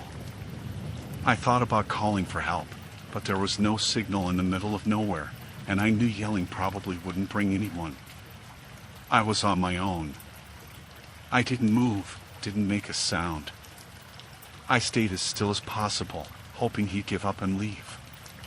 But he just kept standing there, his shadow looming under the stall door, blocking the light. I could hear him breathing, this angry, ragged sound like he was barely holding back. Then he started whispering again, low and dark. "You're going to pay for it. You know that, right? You thought you could get away, but I'm here now. I'm here." I closed my eyes, trying to shut him out, to pretend I wasn't there, that he'd get bored or distracted and leave. But he wasn't going anywhere. I could feel him leaning closer, pressing against the door, testing the lock. Just when I thought he might actually try to break it open, I heard something. A faint sound, like the creak of the door to the restroom opening. The man's breathing stopped, and I heard him straighten up, turning away from the stall.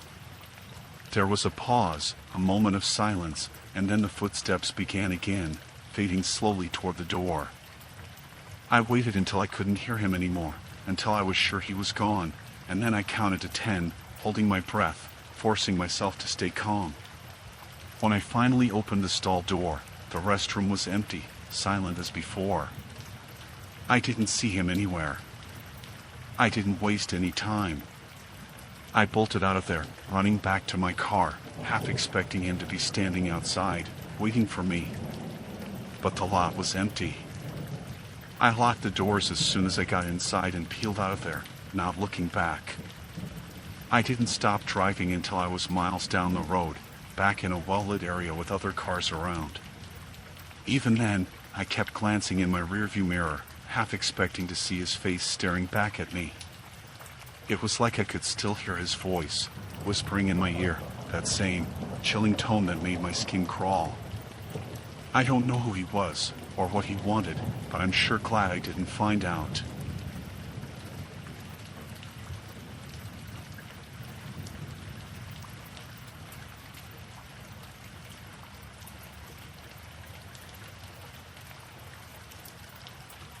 It was just past midnight, and I'd been driving for hours, pushing through the dark stretches of highway with only my headlights lighting the way. I'd seen barely any other cars for miles. It felt like I was alone out there, just me and the road. I was getting tired, so I decided to stop at a rest area I saw coming up on a sign. There was a certain stillness to it, like the place had been abandoned a long time ago, but I told myself it was fine, that I'd be quick. I pulled in, and there wasn't another car in the lot, except for one parked near the far end. It looked old and beat up, something that hadn't been moved in a while. The door was wide open, hanging there in the silence. I figured maybe someone had left it open by mistake, though it seemed odd. I got out of my car and looked around. The place was dead quiet, nothing but the hum of bugs and the occasional rustling of leaves in the wind. I could feel the chill creeping up on me, like something wasn't right, but I tried to shake it off. I started to walk toward the bathrooms, just planning to go in and get back on the road. As I walked past the open car, I felt something pull me to look inside. The seats were covered in dirt, and the dashboard was smeared with dust, like nobody had touched it in months. There was this faint smell too, like stale air mixed with something else I couldn't place. It made my stomach turn a little, but I looked away and kept walking. I was halfway to the building when I heard something, footsteps. I turned, and there was a man standing next to the open car door, watching me. He must have come out of nowhere, because I hadn't seen him when I first looked in that direction. He was tall, skinny, with scruffy hair and a coat that looked 2 sizes too big for him. His face was pale, and he had this strange, blank look in his eyes, like he was barely there. He didn't say anything at first, just stood there staring at me. I felt my throat tighten, every part of me screaming to get out of there, but I couldn't move. I managed to stammer out a quiet, "Hello," hoping he'd just ignore me or maybe explain what he was doing. He tilted his head a little, like he was thinking something over. Then he smiled, this slow, uncomfortable smile that didn't reach his eyes. "I was waiting," he said, his voice low and almost too calm. My heart was pounding, and I took a small step back, glancing toward my car. "Waiting for what?" I asked, trying to keep my voice steady. His eyes followed mine to my car, and he took a step closer, his hand resting on the open door of the beat-up car. "Waiting for someone just like you to come along." His voice was steady, but there was something in it that chilled me to the bone. The way he said "just like you" made it feel like he'd been expecting me, specifically me, even though that didn't make any sense. I took another step back. I don't know what you're talking about," I said, trying to keep calm, even though I could feel the panic rising. The man just kept looking at me, that smile still plastered on his face. "You're the one, all right," he murmured.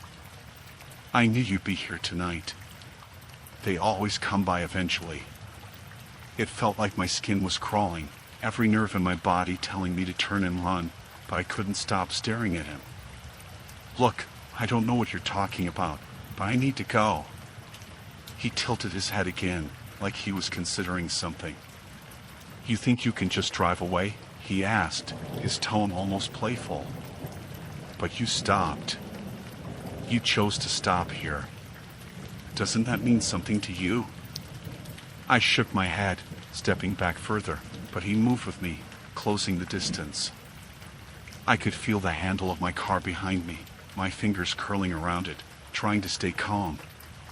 "Please, leave me alone," I said, my voice coming out smaller than I wanted. The man took one more step, close enough now that I could see the lines on his face, the way his eyes seemed to sink into his skull.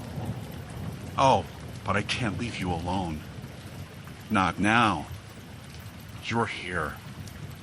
I yanked the car door open, but he reached out, his hand landing on the edge of the door, stopping me from closing it. "Where are you going to go?" he asked, his voice dropping to a whisper. "Out there in the dark. You don't know what's waiting for you out there." I could barely breathe, his face inches from mine.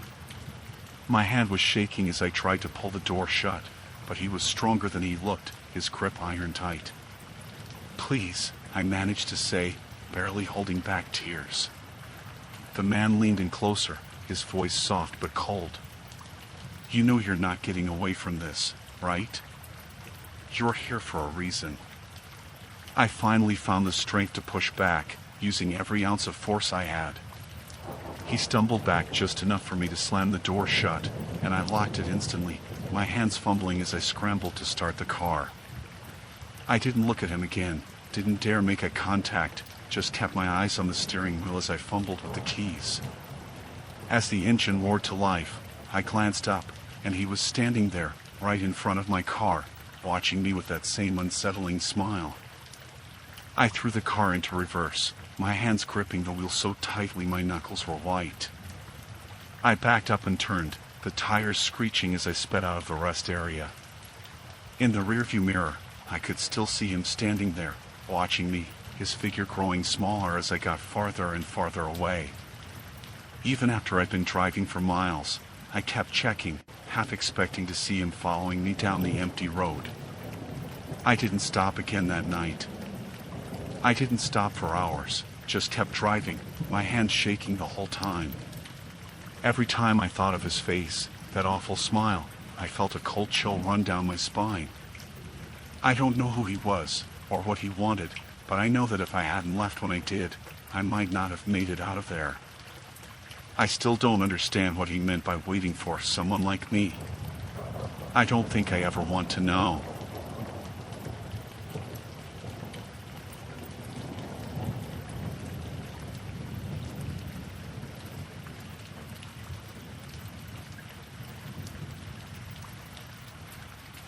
I was passing through this small town, somewhere out in the countryside, just trying to make it to my next destination before midnight. I'd been driving a long time, and my eyes were starting to feel heavy, so when I spotted the lights from an old-looking pub on the side of the road, I figured I'd stop in for a quick drink, maybe something to wake me up a bit. The place looked like it had been there for years, crumbling brick, a wooden sign that swayed with every gust of wind. The windows were fogged up, but there was a glow coming from inside. I could hear faint laughter and the hum of conversation, so it felt safe enough. Just a little, cozy spot tucked out of the way. I pushed the door open, and every sound stopped. It was like someone hit mute on a TV. Every single person in that place turned to look at me. I felt this weird jolt go through me, like I was some animal caught in headlights. But then, one by one, they all started smiling. It wasn't unfriendly, more like they knew me, or thought they did. The bartender, a tall, older guy with gray hair slicked back, waved me over like he'd been expecting me. I wanted to turn around and leave, but it felt rude somehow. So I nodded, a bit stiffly, and walked over to the bar. "Evening, stranger," he said, grinning wide, almost too wide. "We've been waiting for you." "Sorry, I think you might have me mixed up with someone else," I said, trying to laugh it off. "I'm just passing through." The bartender chuckled, shaking his head. "No mistake. You're right on time." It was unsettling, but I figured he was just being friendly, so I ordered a drink. As I waited, I noticed a few people were still looking at me from their tables. They all wore these little smiles, watching me with this strange intensity. I looked down at my glass and took a sip, trying to ignore them, but their eyes never left me. I felt trapped under all that attention. When I nearly finished my drink, I nodded to the bartender and tried to stand, but before I could, a hand landed on my shoulder. I glanced up, and there was this woman, older, maybe in her 50s, with this dark red lipstick that was just a little smudged. "Don't be in such a hurry, dear," she said, her voice soft but firm. "Stay a while." "Yeah," another voice chimed in. I looked over and saw a man a few stools down, smiling at me with these eyes that looked far too excited. "You just got here. No need to leave so soon." Something about the way he said it made my skin crawl. I shrugged their hands off, forcing a smile. I really should get going. I have a long drive ahead. The bartender set another drink in front of me, though I hadn't ordered it. "On the house," he said, giving me that same grin. "Just stay a bit longer. No harm in that, is there?" I looked around the room. Every person was staring at me now. I tried to stand again, but the older woman leaned over and whispered, "We don't get visitors here often. Especially not ones like you." The way she said that last part made my stomach twist. "Ones like me?" I repeated, my voice barely above a whisper. She nodded slowly. "Ones who fit." I didn't know what she meant, and I didn't want to know. I pulled out a few bills and set them on the bar, keeping my movements slow and calm. Thanks for the drink, but I really have to go. The bartender's smile faded just a little. His eyes narrowed, like he was calculating something. Leaving already? That's a shame. I backed toward the door, every instinct in me screaming that I needed to get out of there. Just as my hand reached the handle, the door swung shut, locking itself. My pulse spiked. What's going on? Just relax, the bartender said, his voice smooth and calm. No need to get worked up. You're safe here. The people around the tables began to stand up, slowly, almost in unison. They didn't say a word, just watched me, like they were waiting for something. I said I have to go, I managed, trying to keep my voice steady. A man near the door shook his head, smiling that same awful smile. You can't leave yet. We've been waiting a long time for you. That was when it hit me. They weren't joking. They were serious. Every one of them seemed to think I was meant to be here, like I'd been part of some plan they'd been hatching. The air felt thick, heavy, like it was pressing down on me, trapping me in that room. Look, I don't know what this is, but I'm leaving, I said, louder this time. My voice echoed in the quiet. The bartender sighed, almost like he was disappointed. It's not safe out there for someone like you, especially not tonight. The words were chilling, the way he said them. I felt a bead of sweat run down my neck. I'll take my chances. I tried to pull the door open again, but it wouldn't budge. Then I heard the lock click. I turned and saw the bartender holding a set of keys, twirling them around his finger with that smug look on his face. You're not going anywhere, he said. The people were getting closer now, moving in around me, blocking every possible way out. My mind raced, searching for some excuse, some way to get them to let me go. Please, I just stopped in for a drink. I didn't mean to intrude. Oh, you're not intruding, the older woman said, her voice almost sweet. This is exactly where you're supposed to be. I took a step back, feeling my heartbeat hammer in my ears. Why are you doing this? Like we said, the bartender replied, his smile never wavering. We've been waiting. I could feel the walls closing in, every face watching me with that unblinking stare, as if they'd already made up their minds about something. My pulse was racing, my breathing shallow. I didn't care if they thought I was crazy or rude anymore. I had to get out of there. I turned, pushing through the small crowd, shoving anyone in my way. I didn't care about the looks, the gasps, the disapproving whispers. I just needed to get to that door.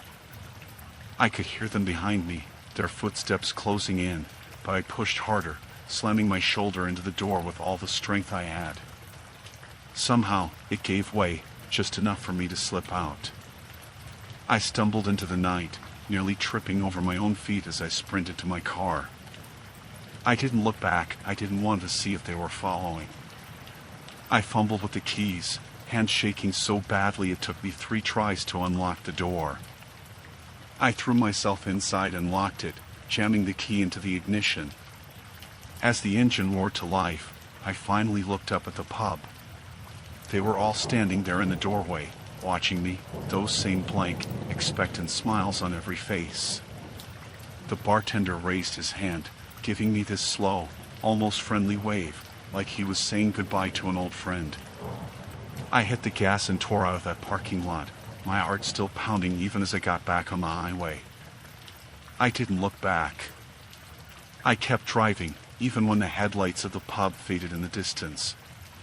Every so often, though, I thought I could see that place out of the corner of my eye, still standing there, waiting.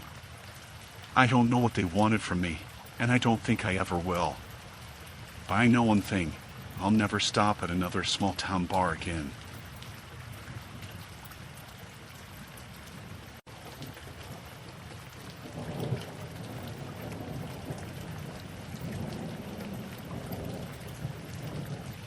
I was out late, around 10:30, walking my dog, Daisy. I don't normally go that late, but I had a busy day, and she was getting antsy. I didn't think much of it since our neighborhood is quiet, even at night. I could go a whole block without seeing anyone, maybe a car passing here or there, but that's about it. We'd only gone a few minutes when I noticed a guy across the street, standing on the corner. At first, I thought he was just waiting for someone or taking a smoke break, something like that. He was looking our way, but I tried to ignore it. We were just out for a walk, right? I didn't owe anyone my attention. Daisy was sniffing around, as usual, probably taking her sweet time so she could drag the walk out longer. I let her, figuring we'd just take a loop around the block and head back. But when I looked up again, that guy was still there, just watching us. He hadn't moved an inch. Something about it made me uneasy, so I decided to turn down another street. I kept my eyes on Daisy, not wanting to look back and make it obvious I'd noticed him. We walked a little faster, and I hoped that'd be enough to shake whatever strange feeling I had. But as we reached the next block, I felt this prickling sensation on the back of my neck, like someone was watching. I couldn't help it. I glanced over my shoulder. He'd crossed the street. He was on our side now, a few paces behind us, moving at a casual pace, hands in his pockets, like he was out for a late-night stroll. The only problem was, he didn't have a dog with him. I told myself it didn't mean anything.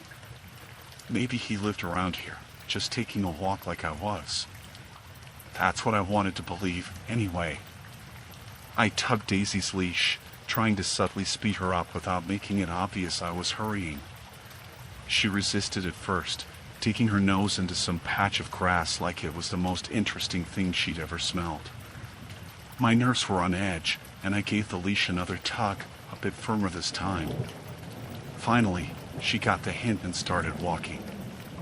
We turned down another block, but I could hear footsteps behind us. I didn't want to look again, but I couldn't help it. I glanced back, quick, like I was just looking around, and there he was. Closer this time. He still had his hands in his pockets, his eyes fixed on us, unblinking. When he noticed I was looking, he smiled. Not a friendly smile, more like he was amused by something. I felt a chill run through me, and I decided enough was enough.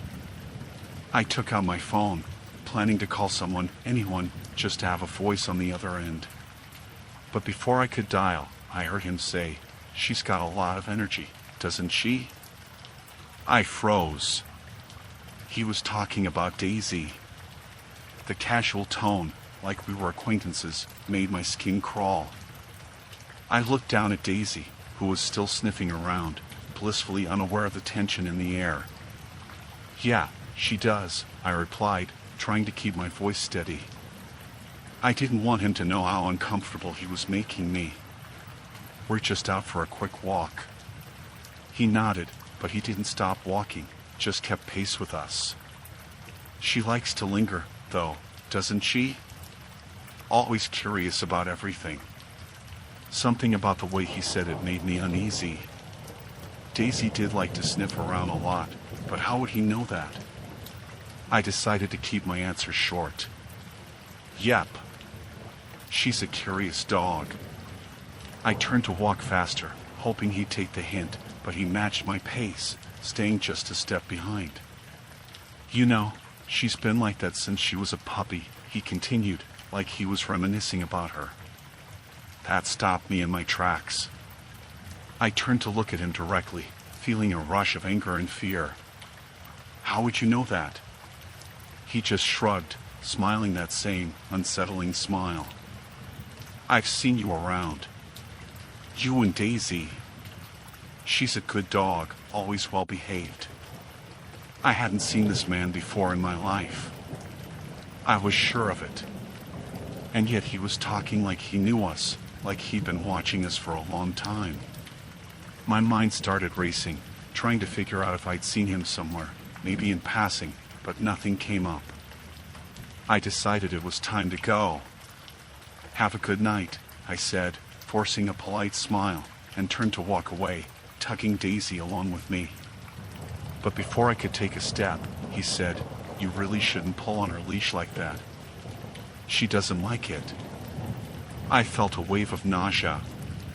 Daisy did hate it when I pulled her leash, but there was no way he could know that unless he'd been watching us, studying us. I didn't look back this time. I just started walking, fast, practically dragging Daisy along, hoping to put some distance between us. But then I heard his footsteps again. Faster this time, closing the gap. "Hey, I'm just trying to help," he called out, his voice getting louder, more insistent. I know Daisy pretty well. I could give you some tips if you're having trouble with her. My heart was pounding, and I could feel my hands shaking. I didn't respond, just kept moving, trying to stay calm. Daisy, sensing my anxiety, started pulling forward, which was a relief. She was finally helping me get out of there. But then he spoke again, his voice so close now I could feel his breath on the back of my neck. "She doesn't like strangers, does she?" he said, almost in a whisper. That was enough.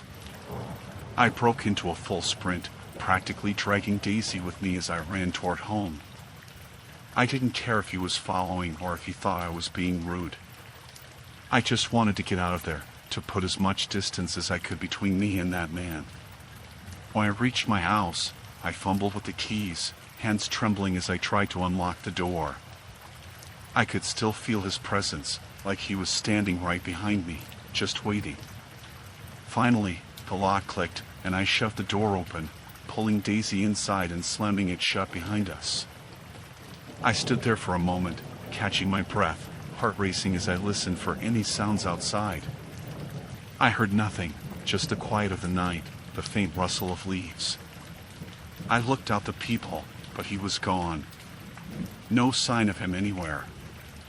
I spent the rest of the night double-checking the locks, peering out the windows, convinced he'd show up again. I didn't get a wink of sleep, every little sound making me jump. But he never came back. For days afterward, I felt like I was being watched. Every time I took Daisy out, I found myself glancing over my shoulder, scanning the streets for any sign of him.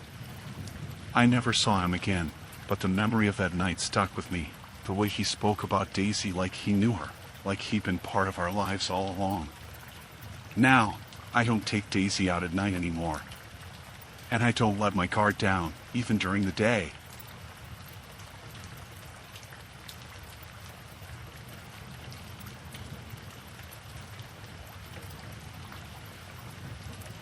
It was close to midnight, and I was out on a dark, nearly empty road, heading home after a long day. I'd been driving for hours, and my gas was running low, so I pulled into the only open gas station I'd seen in miles. The place was dead quiet, with just one dim light over the pumps and a small store that looked like it hadn't been cleaned in years. I remember thinking I'd be in and out in a few minutes. Just gas up and get back on the road. I parked by the pump and got out, feeling the cold night air settle over me. I hadn't seen anyone else around, no other cars in sight, so I assumed I was alone. The only sound was the low hum of the lights overhead, flickering every few seconds. I had just started filling the tank when I noticed a figure standing a little ways off, near the corner of the building. He was almost hidden in the shadows, just far enough that I hadn't noticed him at first. He didn't move, didn't make a sound, just stood there, watching me. I tried to ignore it. People can be weird, sure, but not everyone's dangerous. Maybe he was just some guy hanging around, waiting for a ride, or maybe he worked there. I kept telling myself that, but something about the way he was just standing there, so still, had me on edge. I kept my eyes on the pump, counting the seconds, just wanting to get out of there. But then, as the tank was almost full, I saw him start to walk over. I tried not to look directly at him, but he was coming right toward me, so I had no choice. He was tall, probably a few years older than me, wearing an old, worn-out jacket. There was something off in the way he moved, slow but deliberate, like he had all the time in the world. "Hey," he said, stopping just a few feet away. "Could you give me a ride?" His voice was low, almost too calm. I remember feeling my stomach drop, and I kept telling myself to stay calm, to keep it casual. I gave him a small shake of my head, trying to sound polite but firm. "Sorry, man, I'm just passing through," I said, hoping that would be the end of it. But he didn't leave. Instead, he took a step closer. "Come on," he said, his voice a little sharper this time. "Just a quick ride. I don't need to go far." I felt my heart start to race. There was no reason for him to be this insistent, not when I'd already said no. I closed the gas cap and tried to act like everything was fine, like I wasn't getting more freaked out by the second. "Sorry, I can't help you," I repeated, this time a little louder, hoping he'd get the hint. I took a step toward my driver's side door, but before I could get there, he moved, blocking my way. He was right in front of my door, close enough that I could see his face under the light. His expression was flat, almost blank, but his eyes, there was something wrong with them. Like he was looking straight through me. "I really need a ride," he said, his tone almost pleading but with a hint of something darker behind it. "I don't think you get it." I swallowed, feeling trapped. I was out there alone, in the middle of nowhere, with no one around. I kept my hands at my sides, trying to act calm, even though every part of me was screaming to just get away. "I can't give you a ride," I said, forcing the words out. "I need to get home." He didn't move, just stood there, still blocking my door, his eyes fixed on mine. I glanced around, looking for anyone who might be nearby, but there was no one. Just me and him in that cold, empty gas station. I took a step back, hoping he'd take that as a sign to leave, but he just kept staring at me, that blank expression on his face, like he was weighing something in his mind. "Don't be difficult," he said finally, his voice dropping to a near whisper. "I just need a ride." That was when I knew he wasn't going to leave on his own. I could feel my heart pounding in my chest, every instinct telling me to get out of there, to run. But he was still blocking my way to the car, and I didn't know what he'd do if I tried to push past him. I took a deep breath, trying to keep my voice steady. "I'm not giving you a ride," I said, each word slow and firm. "Move away from my car." He didn't budge, just looked at me with this strange, almost disappointed expression, like I was letting him down somehow. Then, without a word, he took a step closer, his hand reaching out just enough that I thought he might grab me.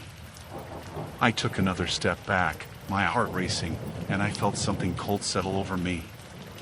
This guy wasn't just some stranger asking for help. He'd been watching me, waiting, like he knew I'd be there, like this was planned. I said move, I told him, louder this time, hoping he'd realize I wasn't backing down. He gave me a long, hard look, his eyes narrowing, and for a second, I thought he might do something, that he'd lunge at me. But then he stepped back, just barely enough for me to get to the door. I didn't waste a second. I got in, locked the doors, and started the engine, all while he stood there, just staring at me through the window, his face inches from the glass. I put the car in reverse, pulling out of the station as fast as I could. I didn't look back. I didn't want to know if he was still watching, if he'd try to follow me. I just drove, my hands shaking on the wheel, my heart pounding so hard I could barely breathe. For miles, I kept checking the rearview mirror, expecting to see him there, maybe on foot, maybe in a car, but there was nothing. Just the empty road stretching out behind me. I didn't stop, didn't even slow down, not until I was close to home. That night, I barely slept. Every sound outside my window made me jump. Every creak in the aisles had me thinking he'd somehow found me. I couldn't shake the feeling that he'd planned it, that he'd been waiting for someone, maybe anyone, just to pull in there alone. I still think about that night sometimes, every time I'm on a long drive, every time I stop at a gas station on an empty road. I always made sure to look around, to check the shadows, to keep my car between me and anyone who might be around. Because I know that feeling now, the feeling of being watched, of being trapped, and I never want to feel it again.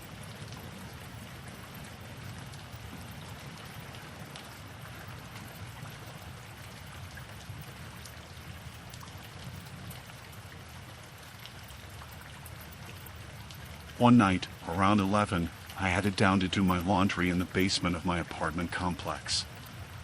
I knew it was late, by workout hours, and this was the only time I could squeeze it in. The laundry room was always dead quiet, especially at that hour, which suited me just fine. I usually had the whole place to myself, and I could get through it quickly without anyone hovering over the machines. That night, I took my hamper and detergent, went down, and started loading up one of the washers. I noticed right away that the room felt colder than usual. It was a poorly lit space, with only one flickering light bulb overhead. The walls were bare concrete, and it had that musty, almost damp smell that never went away, no matter how much they cleaned it. I tossed in my clothes, filled the machine with detergent, and started it up. I went back upstairs to wait, planning to return in about 40 minutes, just like always. I puttered around my apartment for a bit, tidying up, keeping one eye on the time. When the timer hit 40, I headed back down, expecting to toss my clothes into the dryer and be done with it. But when I got to the laundry room, the washer was empty. I stopped in my tracks, confused, then checked the machine again, wondering if I'd somehow forgotten to put my clothes in. But no, it was the right washer, and I knew I'd started it. My clothes were gone. I thought maybe someone had come down, taken my things out, and left them in the dryer, maybe figuring I'd be back late. Annoyed, I checked all the dryers, but they were all empty too. The room was dead silent. There was no one there. I started to feel uneasy, like maybe I wasn't alone after all. I looked around, listening for any sound that would tell me someone had been there recently, but it was just silent. That cold, empty kind of silence that starts to make your skin prickle. I went back up to my apartment, convinced maybe someone had taken my things by mistake. I waited a while, then went back down, hoping my clothes might have somehow been returned. When I walked into the laundry room, there they were. All my clothes, folded neatly in my basket, right on top of the washing machine. At first, I just felt relief, like, oh good, they're back. But then I realized something was off. Every piece was folded perfectly. I don't mean a sloppy kind of folding. I mean, they were folded like they were in a store display. My shirts were stacked, sleeves aligned perfectly. My jeans were rolled neatly, side by side. Even my socks were matched up and placed in pairs. I don't fold my clothes like that. Not even close. Then the smell hit me. There was this strong scent coming off them, like a man's cologne. Not mine. Not anyone I knew. It was this weird, musky smell that filled the whole room, almost like it had been sprayed on every piece. The scent was overpowering, and it felt wrong, like it didn't belong there, clinging to my things. I felt a weird chill go down my spine, and I didn't want to touch my clothes, but I couldn't just leave them. So, I grabbed the basket and practically ran back up to my apartment, that smell following me all the way. I shut and locked my door and just stood there, trying to shake off the feeling that something was very wrong. I couldn't understand how my clothes had ended up back there, or why someone would fold them like that, much less put cologne on them. I didn't want to think about it too much. I took them out, shook them out a little, and put them in my closet, just trying to forget about it.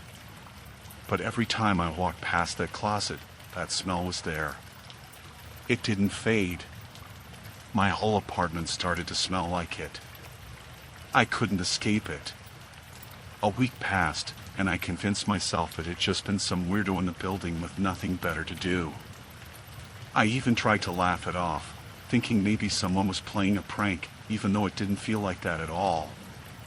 Then, one night, I went down to do laundry again. I was nervous, but I figured it would be fine if I just kept an eye on my things this time. I loaded up the washer, started it, and decided to sit in the laundry room while it ran. I brought my phone and a book, figuring I'd wait it out. About halfway through the cycle, I heard something. It was faint, but it sounded like footsteps in the hallway just outside the laundry room. I froze, listening. The steps stopped right outside the door, and I felt my heart start pounding in my chest. I waited, but no one came in. I tried to convince myself it was just someone walking past, but I couldn't shake the feeling that they'd stopped on purpose, like they knew I was in there. The washer finished, and I threw my clothes into the dryer as fast as I could, all while keeping one eye on the door. I sat back down, waiting, the hum of the dryer the only sound.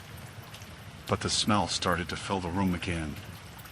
That same musky cologne, faint at first, but then getting stronger, like someone had sprayed it all over the place.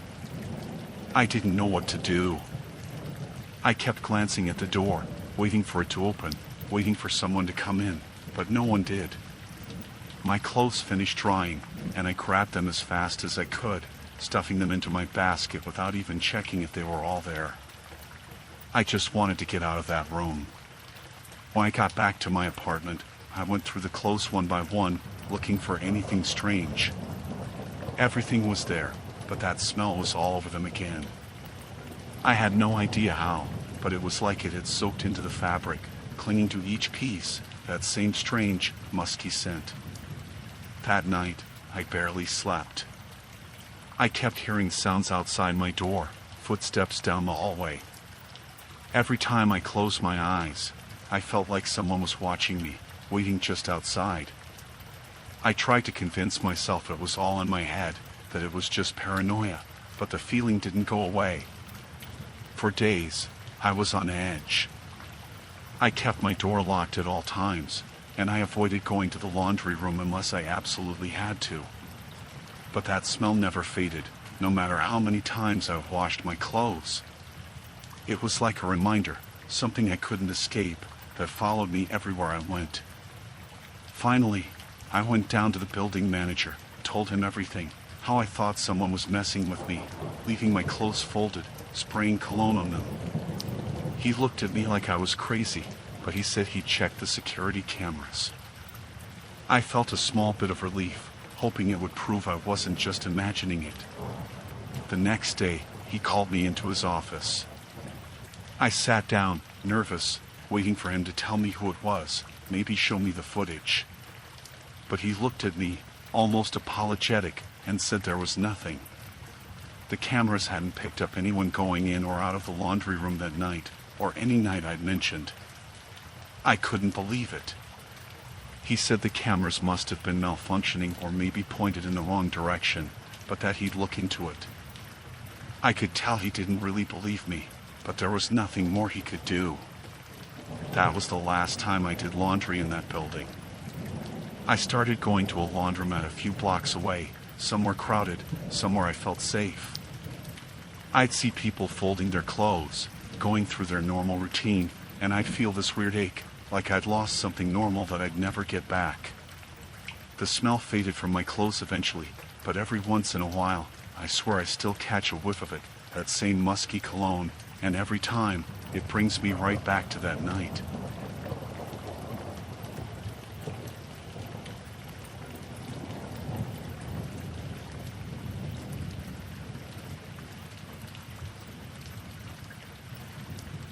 I was out fishing by the lake late one night.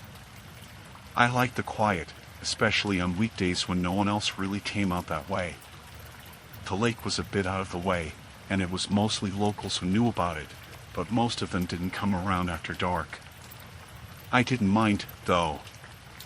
I had my flashlight, my tackle box, and I was fine with just a couple hours out there by myself, casting out into the calm water. It was peaceful, The moon was almost full, so I could see pretty well even without the flashlight. It was quiet, just the sound of the water lapping up against the shore, crickets buzzing off in the trees. I cast out a line, settled into my folding chair, and let myself just relax for a bit. I wasn't expecting much to bite that night, but that didn't really matter to me. After a little while, I noticed something out of the corner of my eye, down the shore. Just a dark shape at first, not really close, but close enough that I could tell someone else was out there. Another fisherman, it looked like. He didn't have a light on him, which was a bit strange, especially at night, but I figured maybe he was just real comfortable out here in the dark. I didn't pay him too much mind at first, just focused on my own line. Every so often, I'd look over and see him standing there, just a dark outline against the trees. I couldn't see much of him, just that he was tall and sort of hunched over, maybe leaning down to check his line or his tackle. He didn't seem to move much. I thought maybe he was just waiting for a bite, the same as I was. About half an hour went by like that. I'd look up every now and then, and he'd still be there, standing near the edge of the water. He seemed to have moved a little closer, but it was hard to tell for sure in the dark. I shrugged it off, figured he was just walking along the shore to get to a better spot.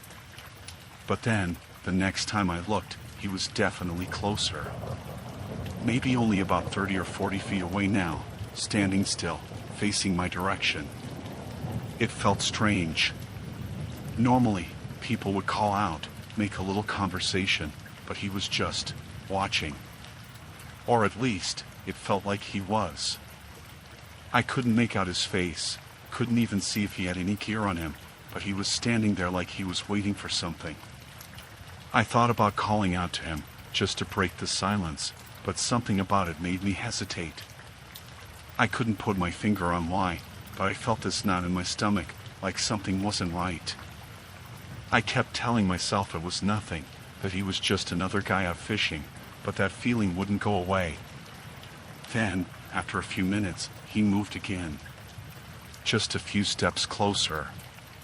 It was almost like he thought I wouldn't notice if he inched forward slowly enough.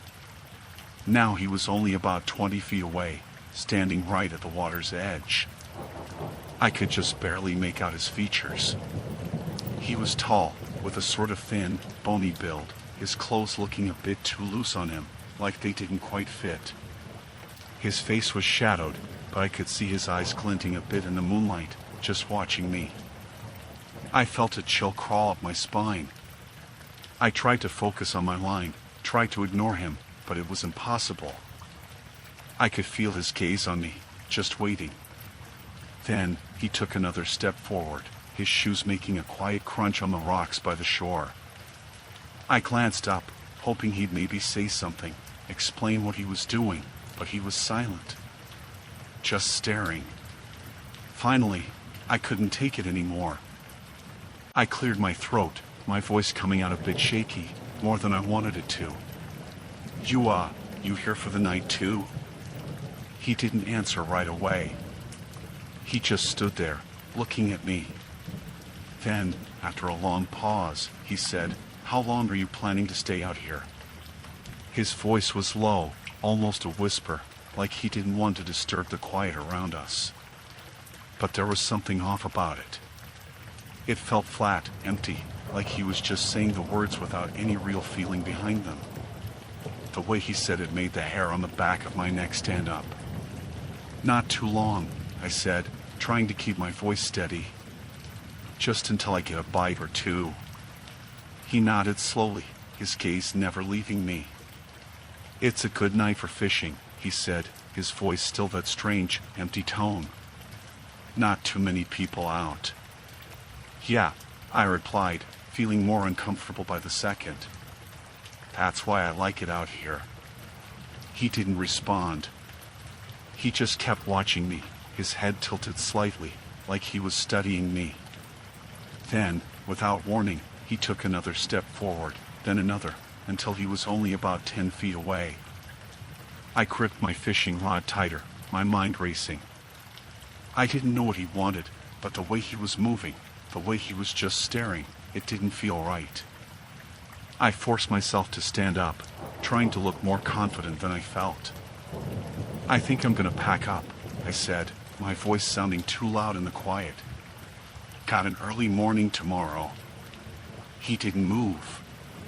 Just kept staring at me with those glinting eyes, his face still mostly hidden in shadow. "Leaving so soon?" he asked, almost like he was disappointed. "Yeah," I said, forcing a laugh that sounded hollow even to me. "Didn't catch anything anyway." I started gathering my things, moving as quickly as I could without making it obvious I was rushing. But as I was bending down to grab my tackle box, I heard him take another step forward. I glanced up, and he was even closer now, only about 5 feet away. I could see his face more clearly in the moonlight, his eyes wide, too wide, with a strange intensity that made my stomach twist. "You should stay," he said, his voice softer now, almost like a suggestion. "It's a good night." I swallowed hard, my hands shaking as I shoved my gear into my bag. "Maybe some other time," I said, trying to keep my voice steady. He just watched me, a slight smile creeping onto his face, but it wasn't a friendly smile. It was like he knew something I didn't, like he was waiting for me to make a mistake. I could feel his eyes on me as I finished packing up, his gaze never leaving me. I slung my bag over my shoulder, trying to act casual as I turned to head back toward the path that led to my car. But as I started walking, I heard his footsteps behind me, slow and deliberate, matching my pace. I didn't want to look back, didn't want to see that look in his eyes again, but I couldn't help myself. I glanced over my shoulder, and he was right there, following me, that same strange smile on his face. I quickened my pace, hoping he'd take the hint and stay behind, but he just matched my speed, staying close enough that I could hear his breathing, shallow and steady, right behind me. Finally, I reached the path and broke into a fast walk, almost a jog, my heart pounding in my chest. I could hear him behind me, his footsteps crunching on the gravel, never slowing, never speeding up, just keeping that same, steady pace. When I reached the parking lot, I practically ran to my car, fumbling with my keys, my hands shaking so badly I could barely unlock the door. I got in, slammed the door shut, and locked it, my breath coming in short gasps. I looked up, and he was standing just a few feet away, staring at me through the windshield, that same unsettling smile on his face. He didn't move, didn't say a word. He just watched me, his eyes wide and unblinking, like he was memorizing my face. I started the engine, my hands still shaking, and pulled out of the lot as fast as I could. As I drove away, I glanced in the rearview mirror, and he was still standing there, watching me, that same strange smile on his face, his figure fading into the darkness as I sped down the road. I didn't look back again. I didn't want to see if he was still there. I didn't stop driving until I was miles away, until the lake and that strange man were nothing but a memory in my rearview mirror.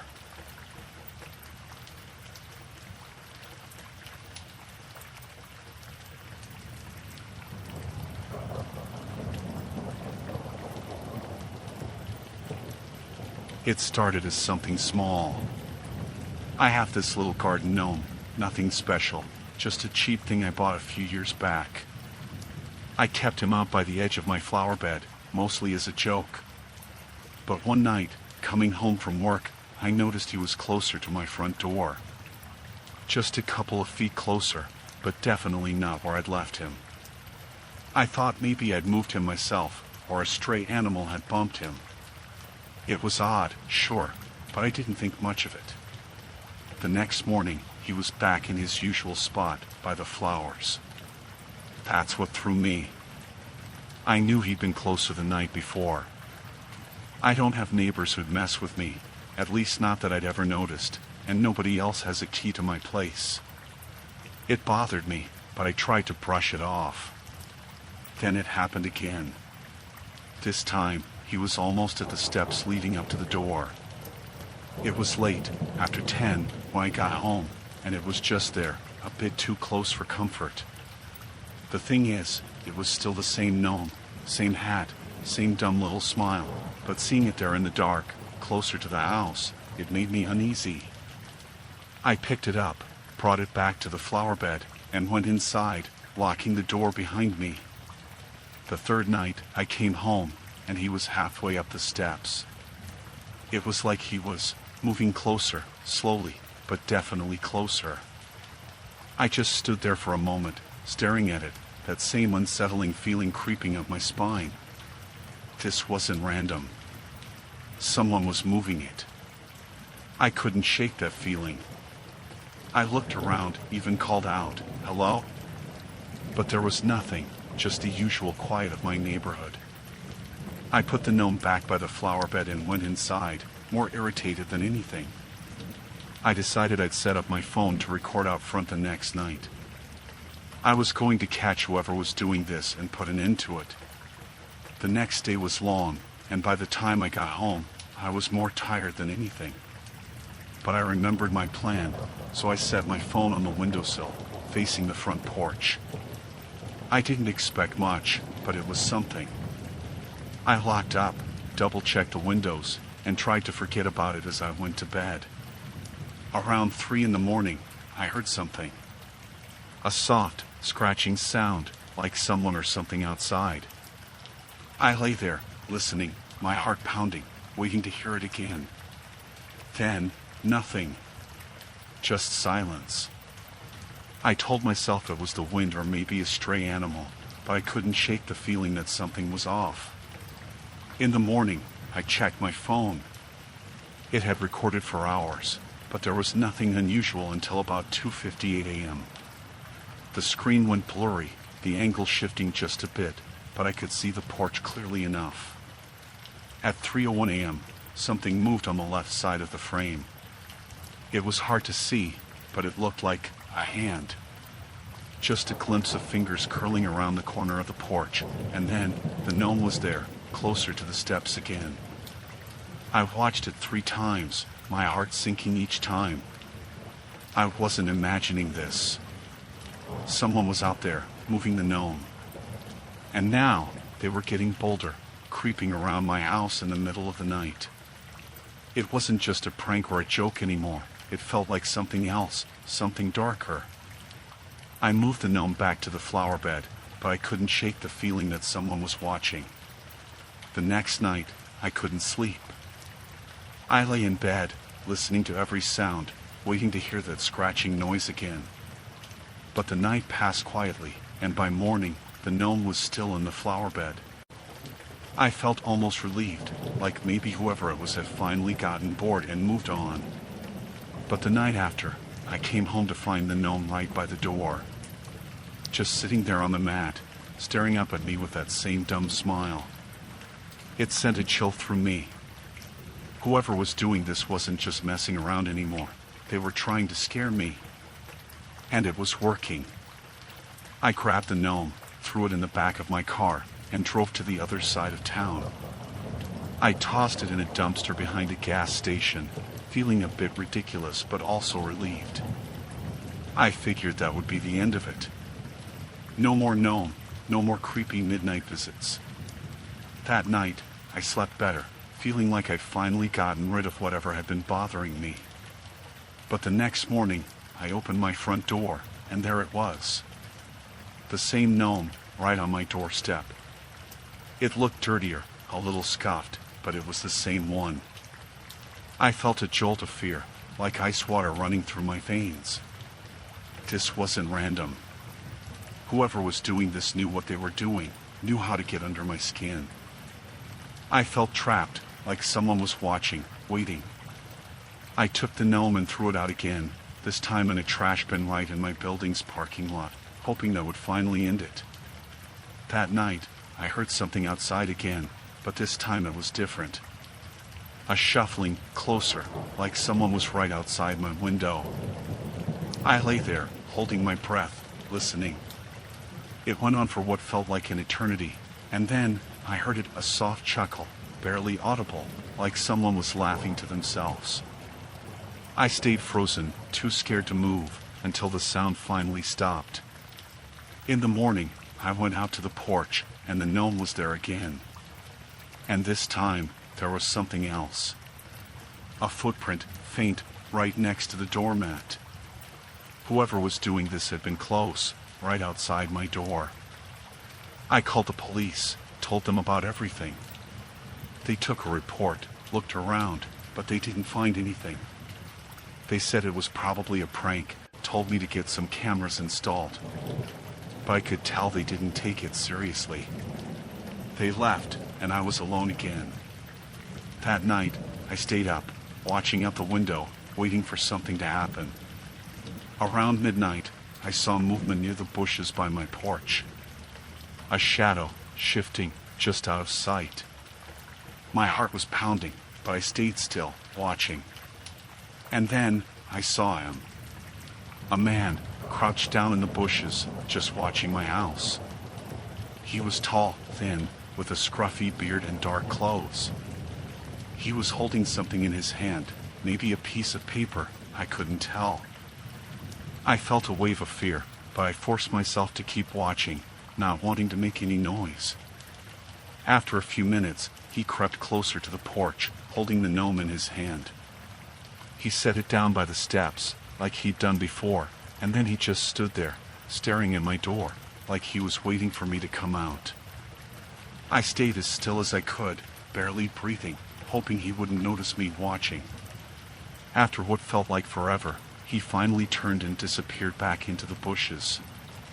I waited until I couldn't hear him anymore, then grabbed my phone and called the police again. They came out, searched the area, but again, they didn't find anything. They told me to keep my doors locked and get some cameras. I ordered some that night, but it didn't help me feel any safer.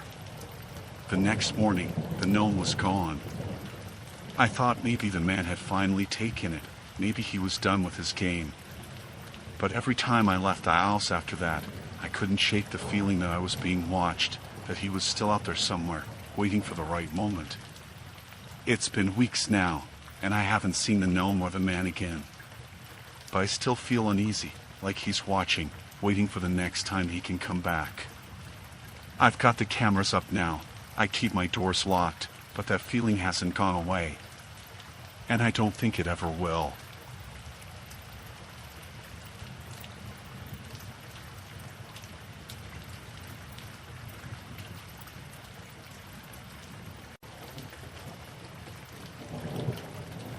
I was sitting there, waiting for the train in the cold, empty station. It was late, past midnight, and there wasn't another soul around except for this one guy across from me. I didn't pay him much attention at first.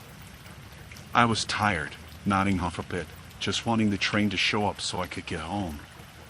But I started to feel something, like someone's eyes on me. I looked up, and there he was, staring right at me. At first, I thought he was just some tired guy, zoning out, maybe looking in my direction by accident. I looked away, shifted in my seat, tried to ignore it. But every time I looked up, he was staring. Not moving, just looking at me. His eyes were wide, intense, and it felt like they were cutting right through me. He didn't blink, didn't shift his weight. Just stared, like he knew me or something, like he was waiting for me to do something. I felt uneasy. It's hard to explain, but there was something wrong about his stare, like it was too focused, too personal. I decided to get up, put a little space between us. So, I walked over to a different bench, closer to where the train was supposed to come. I sat down, took out my phone, tried to look busy, but I could still feel it, that feeling of being watched. And sure enough, a few moments later, I see him out of the corner of my eye. He'd gotten up too. He walked over to my new bench, real slow, like he was taking his time, enjoying it or something.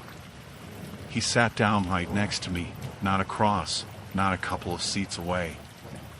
Right next to me, close enough that I could feel him breathing, smell the faint scent of something stale on him, like old cigarettes and sweat. He didn't say anything at first, just sat there, looking forward.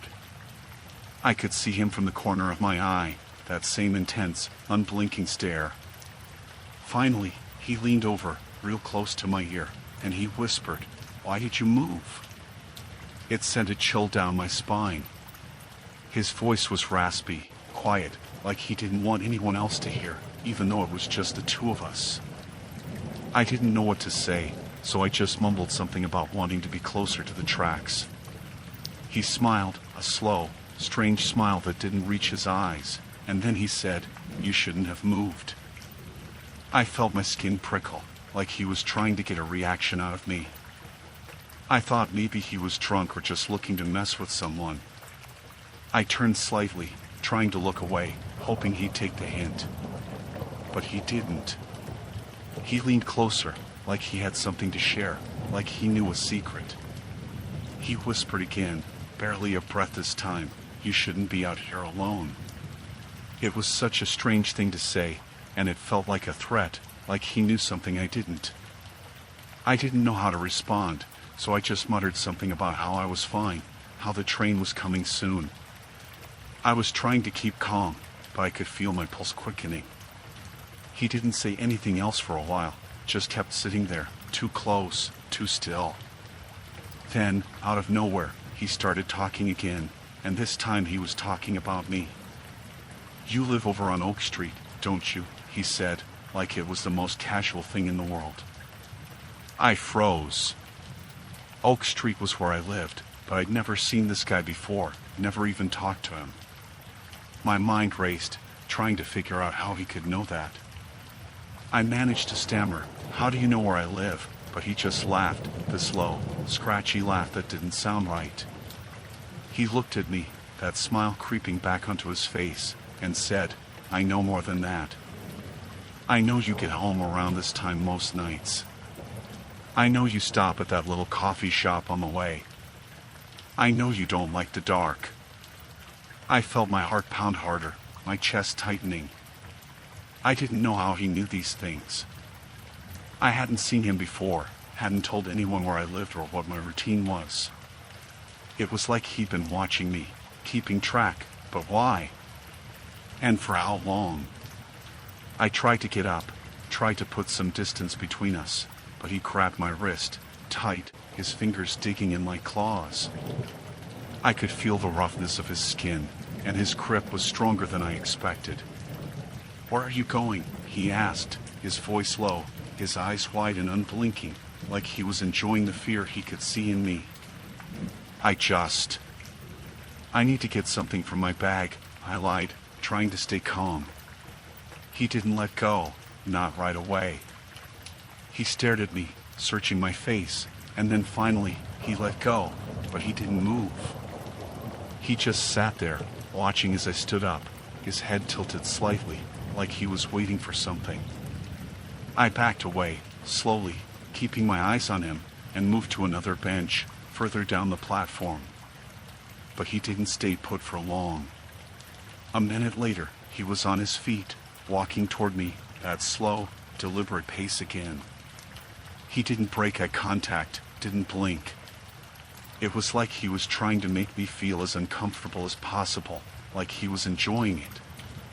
He sat down next to me again, close enough that our knees almost touched, and he leaned in, that grin back on his face. "I knew you'd move again," he whispered. "I knew you couldn't stay still." I didn't say anything. I was too scared. My mouth felt dry, and I could feel my hands shaking. I tried to look away, to pretend he wasn't there, but he reached out, grabbing my chin, turning my face toward him. His grip was firm, his fingers cold. He looked into my eyes, and there was something in his gaze, something dark, something wrong. "You know I could follow you," he said softly, his voice almost gentle, but his eyes were full of something sharp, something that felt like it was slicing into me. "I could follow you all the way home, and no one would know. No one would see." I felt a surge of panic.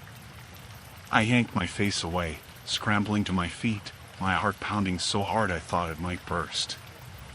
I didn't care about being polite anymore, didn't care if I looked crazy. I just wanted to get away from him. I backed up, moving toward the edge of the platform, closer to where the security cameras were, hoping they'd catch whatever was happening. He didn't follow me this time. He just sat there, smiling, watching me, his head tilted, his eyes never leaving me. I stayed near the cameras, my hands shaking, waiting for the train, praying it would come soon. He didn't move, didn't come any closer, but he kept watching, his smile never fading. Finally, I heard the rumble of the train in the distance. Relief washed over me, and I stepped closer to the edge, ready to get on, ready to put as much distance between me and this man as possible. But just as the train pulled up, he stood up, took a few steps toward me, and said one last thing. "I'll see you soon." The train doors opened, and I practically jumped inside, my heart racing. I didn't look back as the doors closed, didn't look to see if he was still standing there, watching. I just sat down, my hands still shaking, my mind racing. I didn't know who he was, didn't know how he knew so much about me, but I knew I never wanted to see him again. But that night, as I lay in bed, I couldn't shake the feeling that he'd been serious, that he'd find me again, somehow. I kept the lights on, kept the doors locked, and tried to tell myself it was over. But deep down, I knew he wasn't done with me. Not yet.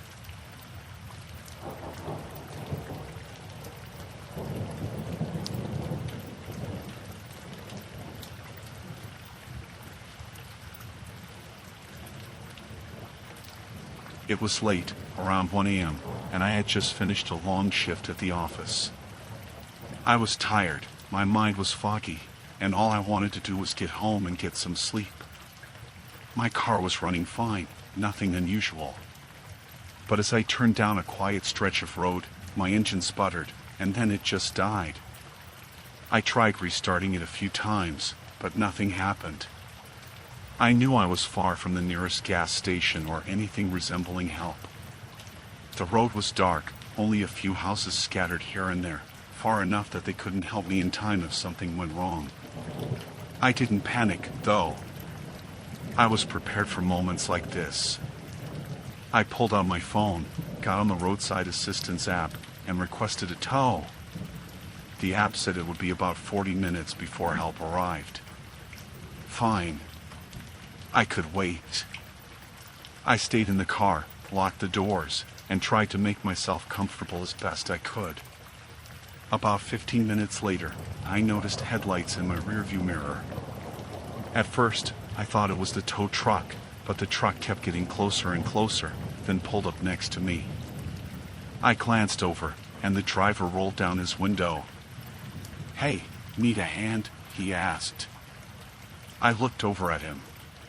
He was in a beat-up pickup truck, wearing a baseball cap and a flannel shirt. At first, I thought he might be a good Samaritan, someone trying to help. But then I noticed something in his eyes, something that made me hesitant. His stare was a little too intense, a little too focused. It felt wrong, like he was eyeing me more than my car.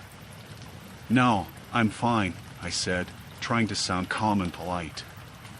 "I've called for a tow truck. They should be here soon." The man didn't respond immediately. He just stared at me for a moment, his eyes flicking over my car like he was inspecting it, and then he said, "You sure? I could take a look, help you out. You don't want to wait out here alone." I shook my head. "Really, I'm fine. The tow truck's on the way." There was a long pause. I felt the hairs on the back of my neck stand up. Something in the air changed. I couldn't explain it, but it was like I knew something was wrong. Maybe it was the way he was looking at me or how he hadn't left after I told him I was fine. Then, without saying another word, the man shifted the truck into reverse and slowly started to circle around my car, driving in a wide arc. I watched him through the rearview mirror, feeling uneasy as he drove past me and came around again, slowly, like he was studying the car. I looked around quickly, checking if there were any other cars, any lights from a nearby house. but everything around me was dark. Empty. I locked my doors and rolled up the windows, just to be sure. He kept driving in circles, coming around again and again, like he was looking for something. I started to feel my heart beat faster. Why wasn't he leaving? I didn't need help. Why wasn't he going? I leaned over to grab my phone, thinking I might need to call the tow truck again, or maybe even call the police. But just as I reached for my phone, the truck stopped right in front of me. I froze, my hand still on the phone, unsure if I should make the call or if I was overreacting. The man leaned out of the window, his body half out of the truck, and looked right at me. You sure you don't need help? Looks like you're stuck out here all alone. I could just give you a ride home, get you out of here. His voice had changed. It was softer now, but there was an edge to it, something cold underneath. No, thank you, I said, forcing myself to sound firm. I'm fine. I'm waiting for a tow. Please just go. But instead of leaving, the man did something that made my stomach drop. He got out of the truck and started walking toward my car, not fast, just slowly, like he had all the time in the world. I froze. I felt like I was being watched, studied, trapped in this moment. I didn't know what to do. My heart was pounding in my chest, and I had to think quickly. I couldn't just sit there. I started the car again, hoping it would work, praying the engine would turn over, but it didn't. Of course it didn't. My only option was to wait. But waiting felt dangerous now. I could see the man approaching the car through the side mirror, his footsteps slow, deliberate. He reached the back of my car, then circled to the front, looking down at the ground like he was inspecting it. I swallowed hard, my breath coming faster now. I didn't know what to do. I tried to think about what I had in the car. There was nothing to use for defense, nothing close enough that I could reach. The man stood by the front of my car for a moment, just staring at the hood, before he leaned down, peering through the windshield at me. He knocked on the window, gently at first. I didn't move, didn't speak. My whole body was tense, my hands gripping the steering wheel as if it could protect me. The man knocked again, this time harder. You know, he said, his voice low, you could at least talk to me. It's not safe out here, especially when you're so far from home. I could help you out. I didn't answer him. I just stared straight ahead, trying to make myself as small as possible, trying not to show how afraid I was. He wasn't just offering help. He wasn't leaving. He was waiting for me to make a move. He stepped back from the car, walked around to the other side, and began to check the passenger side. I could hear the crunch of gravel under his boots as he circled my car again, moving with that slow, methodical pace, like he was searching for something. I watched him through the rearview mirror, trying to calm myself, thinking about what to do next. The tow truck was supposed to be close by. Maybe I could just wait him out. But what if he didn't leave? What if he tried to get in? He came back to the driver's side again and knocked on the window. This time, I jumped. My hands were shaking now, and I could feel the panic rising. Don't make me break that window, he said softly, like it was a casual threat. I can see you're scared, but I'm just trying to help. I couldn't take it anymore. I knew I had to do something, but I didn't know what. I reached for my phone, but just before I could call the police, I saw headlights in the distance. The tow truck. I had never been so relieved to see anything in my life. The man saw the headlights too. He looked back at me, then back at the truck, and his expression changed. The smile faded from his face, and he took a step back. For a moment, he just stood there, watching the tow truck pull up. I didn't move, didn't take my eyes off him. The tow truck driver was a big guy, looked like someone who had seen enough strange situations to not be easily intimidated. When he got out of the truck, the man's eyes flicked between us. He stayed there for another few seconds, then turned and walked back to his truck. "Are you okay?" the tow truck driver asked, eyeing me carefully. I nodded, trying to calm my breathing. "I am now."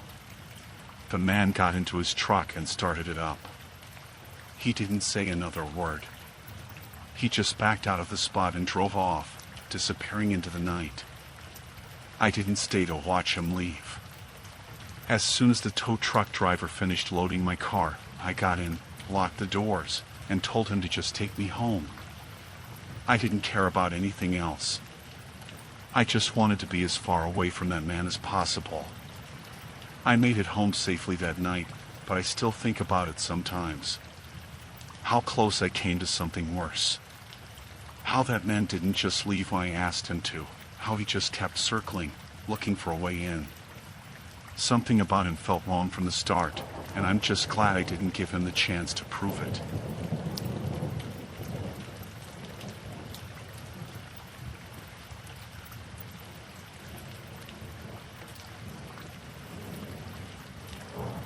It happened last fall. I remember the night because I was running late for work, and I just made the decision to take a shortcut. I had just gotten off the bus, and my office was still a 10-minute walk ahead, but I knew there was a construction site in the middle of the block, and if I cut through, I could save at least 5 minutes. I had walked through that site many times before. It was quiet after hours, and there was never anyone around. It was dark, but I wasn't worried about that. There were streetlights lining the street and enough ambient light that I could see the path ahead of me. Still, I had the unsettling feeling of being alone, like everything around me was too still, but I shook it off. I just needed to get to work, so I walked toward the site. As I approached the entrance, I could hear the usual noises of tools and materials piled up, the remnants of the day's work. The path was pretty simple, just a wide space between piles of metal rods and construction debris, but the area was dim. I could barely make out the edges of the sidewalk, so I had to watch where I was stepping. But nothing seemed off. I just kept walking, trying to hurry up a little since I had about 10 minutes before I was supposed to be at my desk. After a few steps, I heard something. It wasn't loud, but it was distinct, a sound that I couldn't ignore. Footsteps. I stopped and listened. For a second, I thought I had imagined it, but then I heard them again. Slow, heavy steps, echoing off the steel beams and concrete walls. My heart jumped in my chest, and I turned around. I didn't see anyone, but the footsteps were still there, faint but undeniably close. I didn't panic at first. It was just a construction worker. Maybe they had stayed late, or maybe someone else was taking the shortcut, too. I didn't see anyone else, but the sound was unmistakable. Someone was following me. I picked up the pace. My mind was racing, but I tried to keep my footsteps calm. I didn't want to look like I was running from nothing. I glanced back once more, but the only thing I saw was the stretch of concrete ahead. Nothing. But the footsteps kept coming, matching my pace. That's when I started to feel the real weight of it. Something about the sound, the fact that it was getting closer, made my stomach churn. I quickened my step, trying to move faster through the narrow alley between construction crates and abandoned machinery. But the footsteps, still slow at first, sped up too. Whoever was behind me wasn't keeping their distance anymore. They were getting closer, following my every move. I looked ahead, saw nothing but dark shadows cast by the scattered light from the street behind me. There was no clear exit. The site stretched on, just a long series of twists and turns with walls and debris blocking the way. I tried to stay calm, tried to reason with myself. Maybe it was just a person walking at the same pace, But no, something about the sound felt deliberate, almost like whoever was behind me was pacing me, waiting for the moment I would speed up. I could feel my heartbeat in my ears now, and the footsteps kept getting closer. I was definitely not imagining it anymore. They were right behind me, close enough that I could almost hear breathing. I broke into a jog. I didn't think. I just did it. I needed to get out. I needed to get away from whatever was following me. The area was still quiet, but I couldn't shake the feeling that I wasn't alone anymore. The sound of those footsteps was relentless, echoing in the darkness. As I ran, I heard the footsteps pick up speed too, gaining on me. The sound was louder, closer, but I couldn't bring myself to look back. I had no idea what kind of person I was dealing with, and I wasn't about to find out. My mind raced as I tried to figure out where I could go. My feet hit the cracked pavement as I turned a corner. There was a small alleyway ahead, and I thought if I could make it there, I could at least break the line of sight.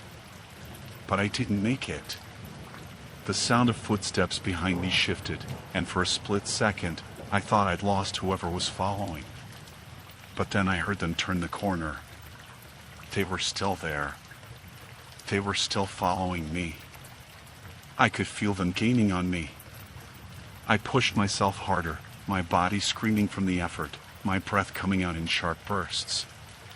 The alley was just ahead, but I wasn't sure I could make it. The chase was on now, and I could hear the person's footsteps just a few steps behind me, growing closer, echoing louder in the dark. Every breath felt sharp, and my legs were starting to give out. I saw the alleys opening up ahead and pushed myself harder. Finally, I made it to the corner, turned it, and broke into the next part of the site. I wasn't sure where I was anymore, but I was still moving. I thought I could make it to the exit just a little farther down the road, but I wasn't sure how much longer I could run like this. I felt the cold in my chest, the fear sinking in deeper with every step. Just as I thought I might be in the clear, I heard a voice. "Hey!" It was low, but it rang clear in the night air. I didn't look back, but I felt my whole body go cold. That voice. It wasn't just someone trying to get my attention. It was threatening. It was saying my name. I couldn't hear any more footsteps now, just a voice, followed by more sounds, footsteps shifting closer, faster. I was running on adrenaline now, my chest tight, my eyes scanning the darkness. And then, finally, just as I reached what I thought was the exit, I heard the sound I was dreading, the screech of metal against concrete. I spun around, my heart racing as I saw the figure in the distance, running toward me now, faster than before. I didn't want to look, didn't want to believe it was happening. I had to get away. I had to find help. I heard a shout, a harsh, demanding voice yelling after me. But I didn't stop. I pushed through the gate and sprinted onto the street. My eyes darted back and forth, searching for anything, anyone. Cars, lights, people, anything. I wasn't going to stop until I saw someone. My breath came in ragged bursts, but I didn't care. I wasn't going to let this person get any closer. I wasn't going to let them catch me. When I finally reached a streetlight, I stopped. My chest heaved with exhaustion, my mind still racing. The chase had ended. No one was behind me anymore. I hadn't heard those footsteps for a while. I kept walking, faster now, until I reached a corner where there was a busy street. I didn't see anyone follow me. I didn't hear any more footsteps. I felt like I could finally breathe again. When I finally made it to work, I told my boss I was late, but I didn't go into detail. They would never believe me, not about the footsteps, not about the chase. But I couldn't shake the feeling. It wasn't over.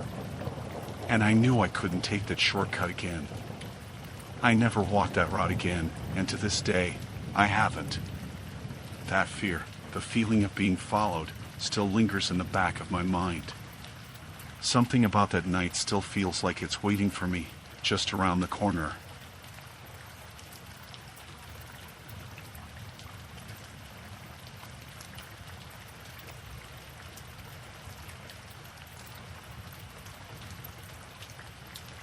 It was late, and I was exhausted. I had been driving for hours, on my way to visit family, and I was just over halfway through my trip. The highway stretched on for miles, and I could feel my eyelids getting heavier as I drove. I hadn't planned on stopping, but the tiredness hit me harder than I expected, so I pulled off at the next rest area. It wasn't much, just a small lot with a few scattered cars. There was a dim light by the bathroom, and the rest of the area was dark and quiet, save for a few distant trucks parked along the far end. I didn't think twice about it. I figured I'd just take a quick break, stretch my legs, maybe rest my eyes for a few minutes. I parked near the edge, where there weren't many cars. It felt safer that way, more isolated. I locked the doors and reclined the seat back a bit. It was comfortable enough for a quick nap, but I kept the engine running. The last thing I wanted was to wake up to a dead battery after trying to rest. I hadn't been in the car for more than 20 minutes when I heard the tap on my window. At first, I thought it was just someone walking past, but the tap came again, louder this time, a little insistent. I sat up straight, suddenly alert. I didn't expect anyone to be around, especially not in the middle of the night. I turned my head, and there was a man standing outside my window, his face barely visible in the dark. He was wearing a uniform, but not the kind I expected. He had a badge clipped to his shirt, which looked like some kind of police badge. But something about it didn't sit right. It was too shiny, too new looking.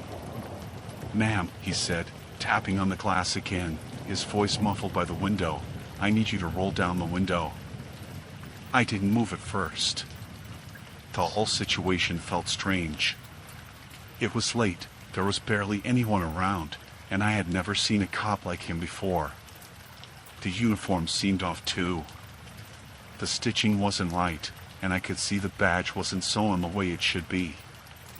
It just didn't look real. I didn't even want to think about why someone would be pretending to be a cop in the middle of nowhere at that hour. I didn't open the window. Instead, I just looked at him through the glass. He stood there for a moment, almost like he was expecting me to comply. When I didn't move, he said, "I'm Officer Wilson. You've been parked here for a while. Just making sure everything's okay." I didn't recognize his name. But then again, I wasn't familiar with this area at all. I still didn't trust him, so I didn't say anything. I just sat there, watching him. He tried again. "Ma'am, I need to ask you a few questions." "Roll down the window." I looked at him a bit longer, my mind racing. I wasn't sure what to do. I wasn't sure if he was legitimate or if something wasn't right. A real officer wouldn't approach someone like this.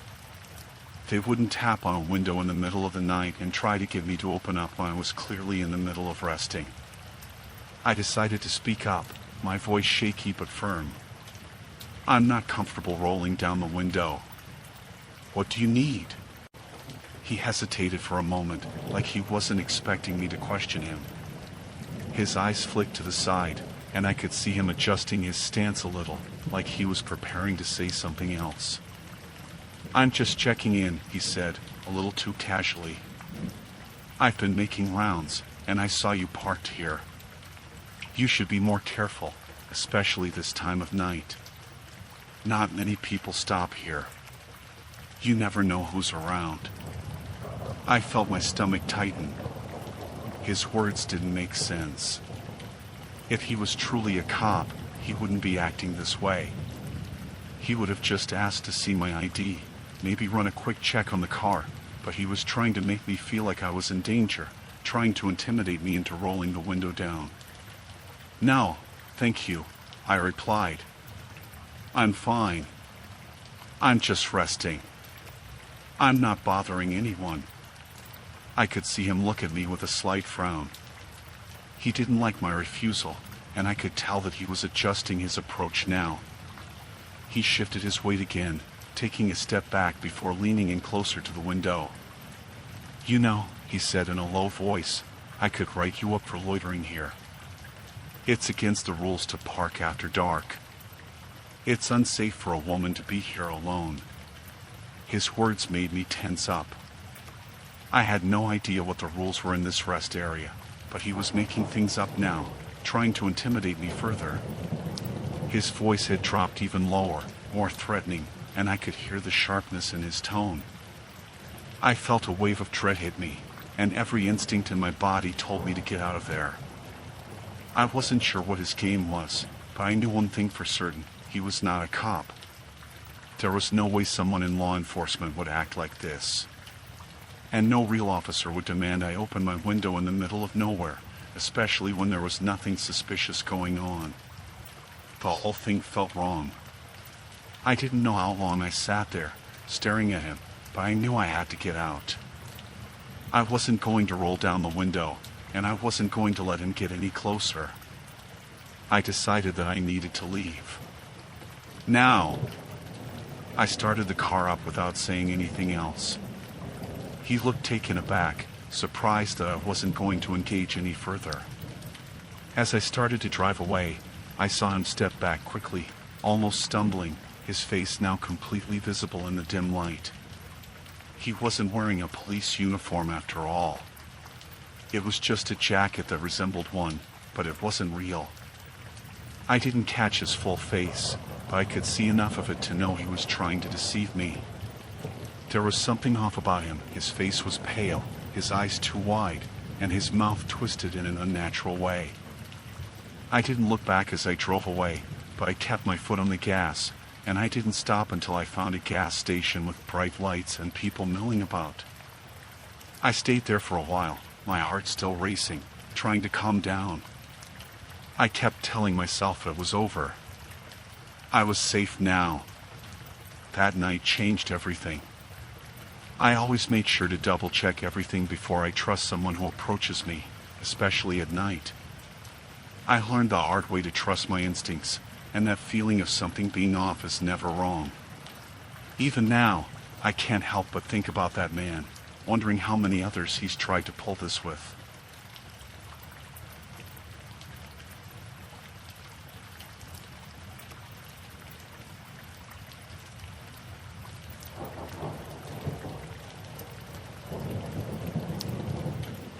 I worked the night shift at a parking garage downtown.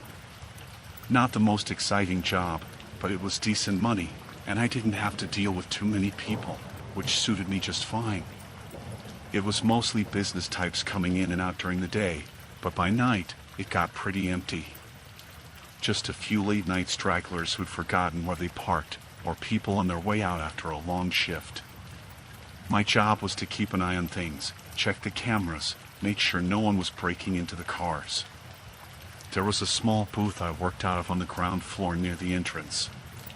Just me, a chair, a tiny desk with a monitor hooked up to the security cameras, and a vending machine that only took exact change.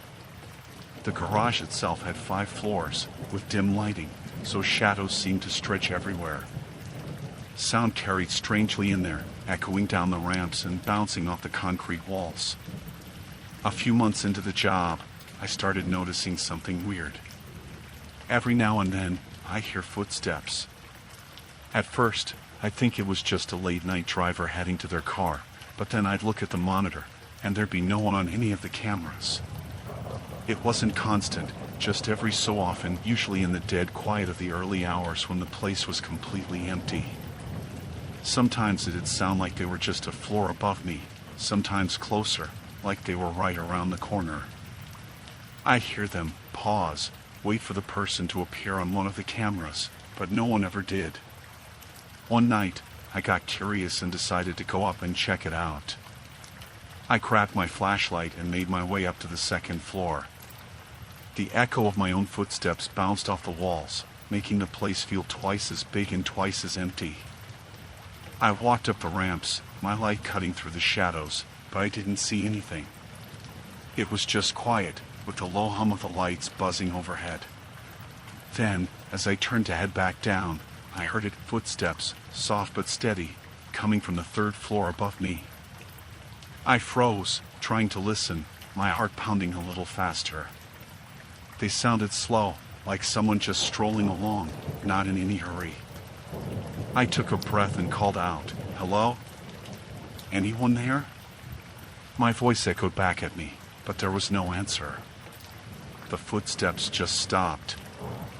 I waited a minute, listening, but everything was silent again. I told myself it was probably just a sound carrying from the street outside, or maybe some kind of weird echo.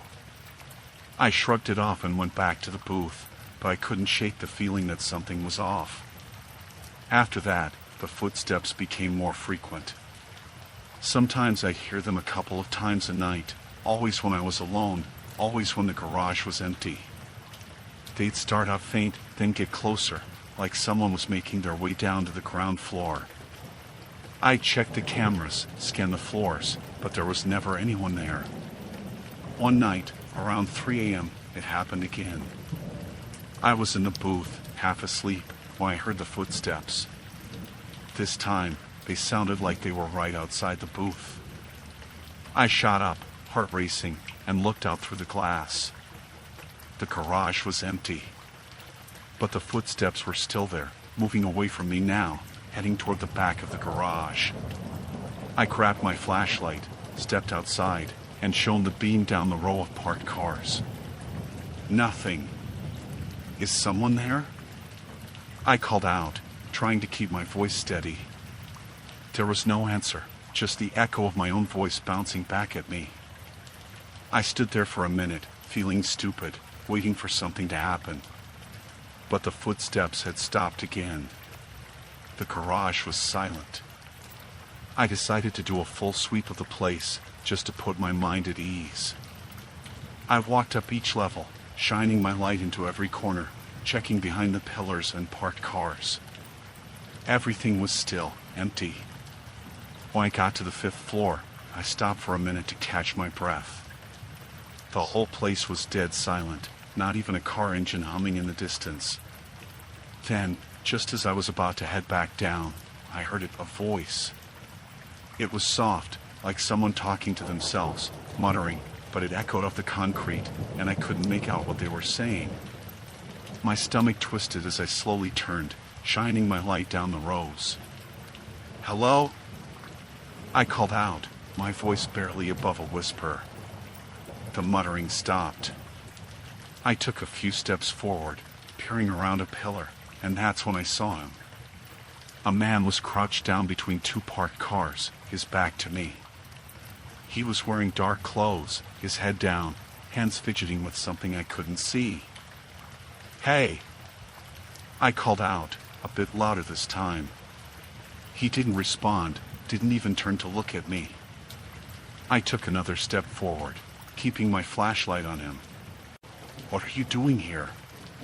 He finally turned his head, just enough for me to see his face. His eyes were wide, staring at me with this intense, almost hungry look. He didn't smile, didn't blink, just looked right at me, like he was sizing me up. "I've been waiting for you," he said, his voice barely a whisper. I felt a chill crawl up my spine. "Waiting for me? What do you mean?" He didn't answer, just kept staring at me. I took a step back, my hand gripping the flashlight so tight my knuckles hurt. "You need to leave," I said, trying to sound firm. "This is private property. You can't be here." He stood up slowly, never breaking eye contact. "I've seen you here every night," he said. "You don't know it, but I've been watching." My mouth went dry. I glanced around, half expecting to see someone else, but it was just the 2 of us, alone on the top floor of an empty parking garage. "Look," I said, "I don't know what you're talking about, but you need to go. Now." He took a step toward me, and I felt my heart hammering against my chest. I know things about you, he whispered. Things you don't even know about yourself. That was enough for me. I took another step back, turning to make a run for the stairs. But before I could move, I heard him laugh, a low, chilling sound that echoed off the walls. You can't run from me, he said, his voice following me down the stairwell as I bolted down to the lower levels. I didn't stop until I was back at the booth, slamming the door behind me and locking it tight.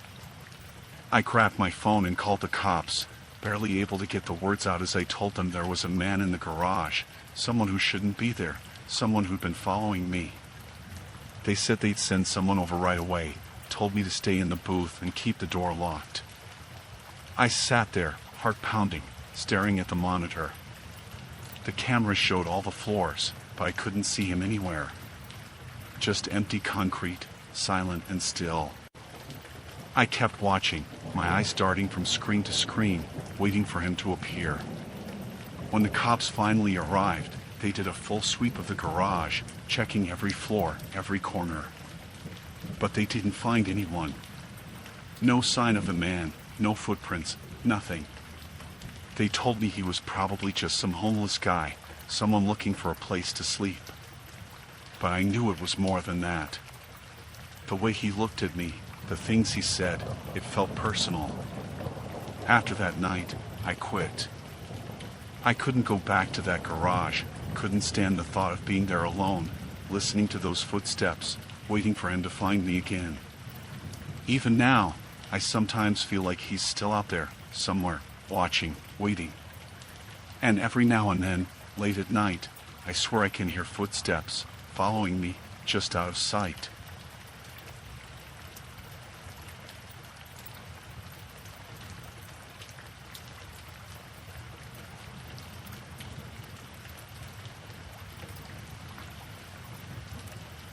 When hiking alone in Black Canyon of the Gunnison National Park last summer. I had heard about the park's stunning views and wanted to explore it on my own. There was something peaceful about being in the wilderness, away from everything. I parked my car at the trailhead and started my hike early in the morning, excited to see the sights. The sun was just rising, casting a warm glow over the canyon walls. I followed the trail, taking my time to soak it all in. The air was crisp and clean, and the sound of my boots crunching on the gravel was calming. I stopped now and then to take pictures, capturing the beauty of the towering cliffs and the winding river below. After a while, I noticed a woman about 50 yards behind me. At first, I thought she was just another hiker. She wore a bright red jacket, which stood out against the dark rocks and trees. I glanced back a few times, and each time I saw her still trailing behind. She kept her distance but moved in the same direction as me. I felt a flicker of unease but tried to brush it off. Maybe she was just enjoying the same trail. I continued walking, but I could not shake the feeling that I was being watched. It was an unsettling sensation, like someone had their eyes on me. I quickened my pace, hoping to create some distance. Each time I looked back, I saw her, always there, always watching. It was like a shadow that refused to disappear. I decided to stop at a lookout point to take a break. The view was breathtaking, and I thought maybe some time alone would help me relax. I sat on a rock, pulled out my water bottle, and took a long drink. I listened to the sounds of nature around me, the rustling leaves, the distant chirping of birds. For a moment, I felt at peace. That peace shattered when I heard footsteps approaching. I turned to see the woman in the red jacket standing a few feet away from me. She smiled, but there was something off about it. "Hi there," she said. "I've been following you for a bit." Hi," I replied, trying to keep my tone casual. I didn't realize anyone was behind me. "I just wanted to make sure you were okay," she said, taking a step closer. "You know, hiking alone can be dangerous." "I appreciate that," I said, feeling a knot form in my stomach. "But I've hiked here before." Her smile widened, but it felt forced. Still, it is always good to have someone watching out for you. I nodded, unsure of how to respond. Thanks, I guess. Do you come here often? She asked, her eyes scanning my face like she was looking for something. Not really. This is my first time at this park, I said, feeling more uncomfortable by the second. She took another step forward, closing the distance. Oh, so you are from out of town? Where are you staying? Just in town for a few days, I said, trying to keep my answer short. I have a hotel room. What hotel? She pressed, her tone shifting slightly. I would rather not say, I said, my heart racing. I felt like I was being cornered, like she was digging for information I was not willing to give. Come on, I just want to know more about you. I can help you if you are new here. There are some great places to explore. Her voice was sweet, but it held an edge. I felt like she was probing, trying to find a way in. I'm fine on my own, really, I said, forcing a smile. She looked disappointed, but she did not give up. What do you do for a living? Just a job, I said. I had no interest in sharing anything more. Just a job? She laughed, and it felt too loud in the stillness of the canyon. Everyone has dreams, you know. What are yours? I could feel her eyes on me, searching, and I started to feel trapped. I glanced around, hoping someone else would come along. I think I should get going, I said, standing up. Why don't you stay a little longer? You have no idea how beautiful it is here, she said, her voice dropping to a softer tone. You can't rush these things. I really should go, I said, stepping back. Why are you so afraid? She asked suddenly, her expression changing. I just want to help you. You need to let me in. Her words made my skin crawl. I turned and started walking away, trying to stay calm. Where are you going? She called after me, her voice sharp now. You can't just leave. I picked up my pace, fear flooding through me. I could hear her footsteps behind me, the sound growing closer. I'm not following you, I shouted, trying to put distance between us. Why are you running? She yelled. I'm just trying to help. I didn't look back. I could feel her gaining on me, the air feeling thick and heavy. I thought about my phone, about calling for help, but my mind was racing. I just needed to get away from her. I turned a corner on the trail, praying for a break in the trees or any sign of other hikers. Suddenly, I saw two people up ahead, walking towards me. I felt a surge of hope. Hey! I shouted, waving my arms. Help! The woman in the red jacket stopped in her tracks, her face contorting in anger. I sprinted toward the couple, shouting for them to come closer. What is happening? One of them asked, looking confused. She's following me. I cried, pointing back at the woman. The couple turned, and the woman in the red jacket took a step back. I was just trying to help her, she exclaimed, but her voice lacked conviction. Stay back, I shouted, feeling a wave of adrenaline. The couple moved closer to me, forming a barrier. Are you okay? One of them asked. Not really. She won't leave me alone, I said, my heart racing. The woman in the red jacket narrowed her eyes, her expression shifting from feigned friendliness to something darker. You don't need them. You need to trust me, she said, her voice low. Get away from her, one of the hikers shouted. The woman stepped back, but I could see the anger in her eyes. You will regret this, she said, and then she turned and walked away, disappearing back down the trail. I took a shaky breath, my body trembling. Thank you, I said to the couple, who were now standing close. I don't know what I would have done if you hadn't come along. Just stay with us for a bit, one of them said. We will walk you back to the trailhead. I nodded, grateful for their presence. The hike back felt longer than the way in, but I felt safer knowing they were beside me. I kept glancing back, half expecting to see the woman following us again, but there was no sign of her. When we finally reached the parking area, I could see my car and felt a rush of relief. I thanked the couple again before quickly getting in and locking the doors. I drove away, my heart still pounding. The sun was setting, casting long shadows across the road as I left the park.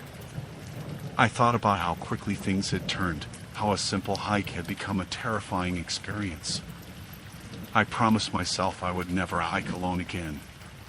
The wilderness could be beautiful, but it could also hold darkness, and I would be more careful in the future.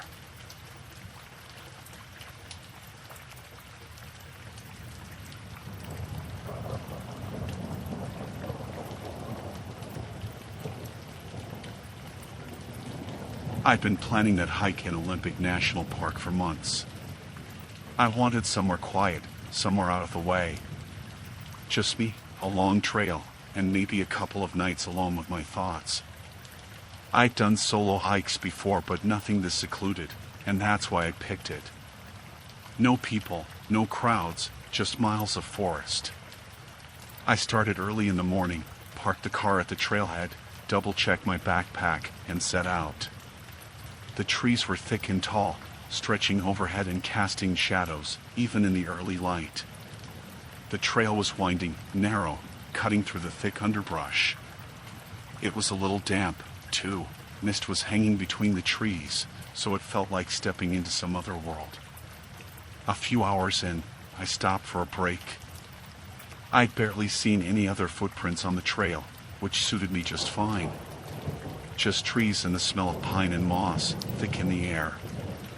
I sat down, drank some water, and listened to the wind in the branches, the occasional bird call. It was peaceful. I didn't want to leave, but after a few minutes, I got up and kept moving. That's when I noticed it. I heard the snap of a twig, far off, but close enough to be something solid. At first, I thought it might be a deer or some other animal, but I couldn't shake this odd feeling. I kept glancing back over my shoulder, telling myself it was nothing. Just the sound of the forest, right? But something about it felt wrong. I kept going, trying to ignore it. After another hour, the feeling got stronger. Every so often, I hear a crunch of leaves or the creak of a branch from somewhere behind me, just out of sight. I'd turn, and there'd be nothing. Maybe it was an animal, I told myself. Something was definitely back there. But there was no quick rustling of a rabbit, no big shuffle like a bear. It was careful. Almost too careful. Finally, I couldn't take it anymore. I stopped and turned around, staring down the path, waiting for any movement. I squinted into the distance, through the trees, trying to pick out any sign of something unusual. And that's when I saw him. He was standing a good distance away, leaning casually against a tree. He was wearing a dark jacket, a hat that shadowed his face. His arms were crossed, and he wasn't moving. Just watching. I felt this chill go through me, like the forest suddenly got colder. He didn't wave, didn't call out, nothing. He just stood there, too far away to make out any features, but close enough that I knew he was looking right at me. I tried to act calm, tried to ignore the weird feeling in my gut. Maybe he was another hiker. I hadn't seen any other cars at the trailhead, but it was possible someone else had come in later. I gave him a nod, kind of half-hearted, and turned back, picked up my pace. After a while, I glanced back again, just to see. He was closer. Not right behind me, but closer than before, walking slow, hands in his pockets. I felt my stomach drop.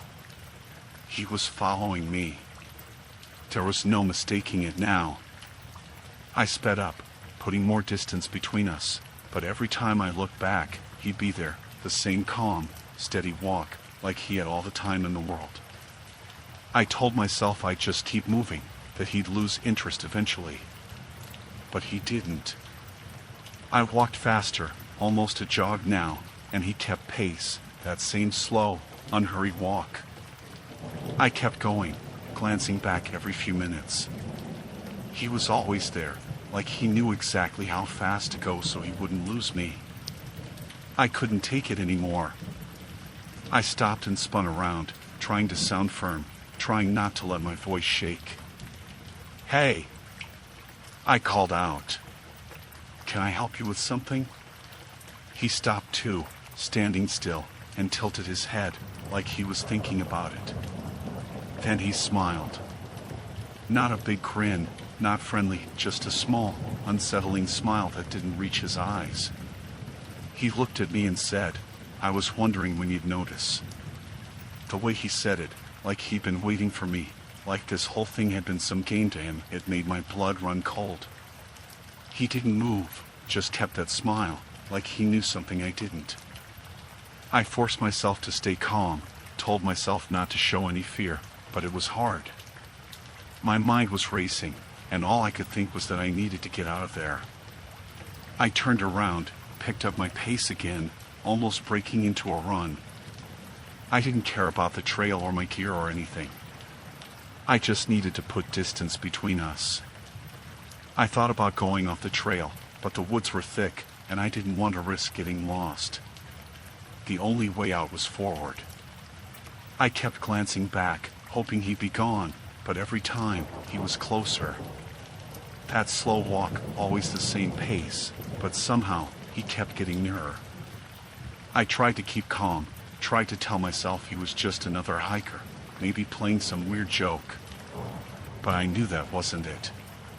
He wasn't laughing, wasn't saying anything else. Just that same steady smile, like he was enjoying every second of this. Finally, I could see a break in the trees, the parking lot up ahead. Relief washed over me. I picked up speed, practically running now. I didn't dare look back. I just kept going, focusing on the lot, on my car, on getting out of there. When I reached the lot, I didn't waste any time. I fumbled with my keys, heart racing, throwing my stuff in the back, locking the doors as fast as I could. I looked up, scanning the trailhead, expecting to see him coming out of the trees. But he didn't. The trail was empty, just the quiet of the woods, the sun starting to set, casting long shadows. I sat there, breathing hard, waiting, half expecting him to come strolling out at any second. But he never did.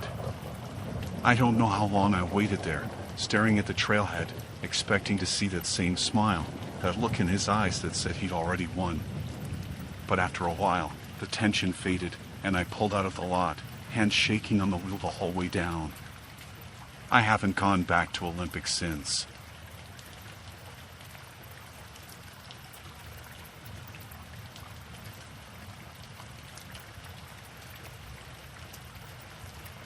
It was late when I finally made it to the beach. I'd been driving all day, trying to get some distance from everything, from work, from people. Just needed some quiet. I found this spot down a winding road, tucked between cliffs, barely marked on the map. It was a wide, empty stretch of sand, nothing around but a few dark rocks scattered here and there, the waves crashing against them. I parked at the far end of the beach where there was no one else in sight, not a single other car. The sun was just starting to set, and the air was cool, just right. I took off my shoes, left them by the car, and walked toward the water. The sand was cold under my feet, but I didn't mind. It felt good, felt calm. I walked slowly, listening to the waves, watching the colors fade as the sky turned from orange to gray, then darker. I walked a while, thinking I'd go to the far end of the beach and then turn back, just to stretch my legs. After a bit, I looked back, just to see how far I'd gone. My footprints stretched out behind me in a straight line, and I was surprised by how far I'd already walked. There was no one else around, just me and my tracks in the sand, going back to where I'd parked. It felt good, having all that space to myself. As I kept going, I started to notice something strange. My footprints in the sand looked different. I don't know how to describe it at first. They were there, same size and shape, just like they should be. But it looked like they'd somehow gotten closer together. Like there were more of them, almost doubled up, like someone had been walking right behind me, stepping exactly in my tracks. I turned around, half expecting to see someone, but there was no one there. I didn't see anything unusual, just a darkening beach, the waves rolling in, my car a tiny dot in the distance. I shook my head, telling myself it was probably nothing. Maybe the wind had blown some of the sand over, making it look like there were more footprints. But I couldn't shake the feeling. I kept looking over my shoulder as I walked, expecting to see someone, but the beach was empty. Just me, the sand, and the waves.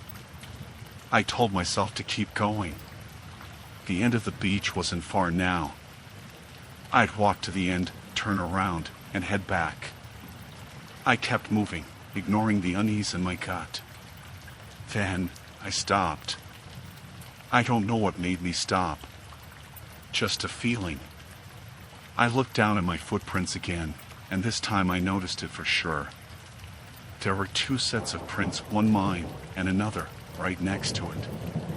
They were lined up so perfectly, step for step, that they matched my prints exactly. Same size, same shape, like a shadow, following my every move. My heart started pounding. I bent down, squatting next to one of the pairs, studying them closer.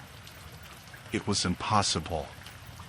They were the exact same size as my feet, same width, same length, same everything. I looked up and down the beach, but there wasn't a soul in sight. Just empty sand stretching back to where I'd parked. I looked again, checking to see if maybe the prints went off somewhere else, like someone had crossed paths with me at some point and I'd missed it. But there was nothing. The tracks started right behind me, as if someone had just appeared and followed me exactly, step for step. I took a deep breath, tried to shake it off, and started walking back the way I'd come, heading toward my car. I kept my eyes forward, telling myself it was just some strange trick of the sand, maybe something to do with the way the light was fading. I kept moving, determined not to look back. But after a few steps, I couldn't help myself. I looked down, and my stomach twisted. The footprints were still there, right behind me, matching every single step. It was like someone was walking a few inches behind me, close enough that if I stopped, they would bump into me. I felt a chill run down my spine, the kind that makes the hair on the back of your neck stand up. I kept going, faster now, my heart pounding. I didn't want to look back, but I could feel it, feel the presence of those steps behind me, matching every move I made. I picked up my pace, almost jogging now, my breath coming quicker, the sound of the waves drowned out by the rush of blood in my ears. When I finally looked down again, my heart stopped.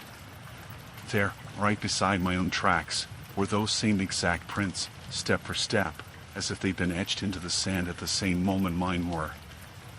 I glanced behind me, expecting to see someone finally, a person who could explain this, anything that made sense.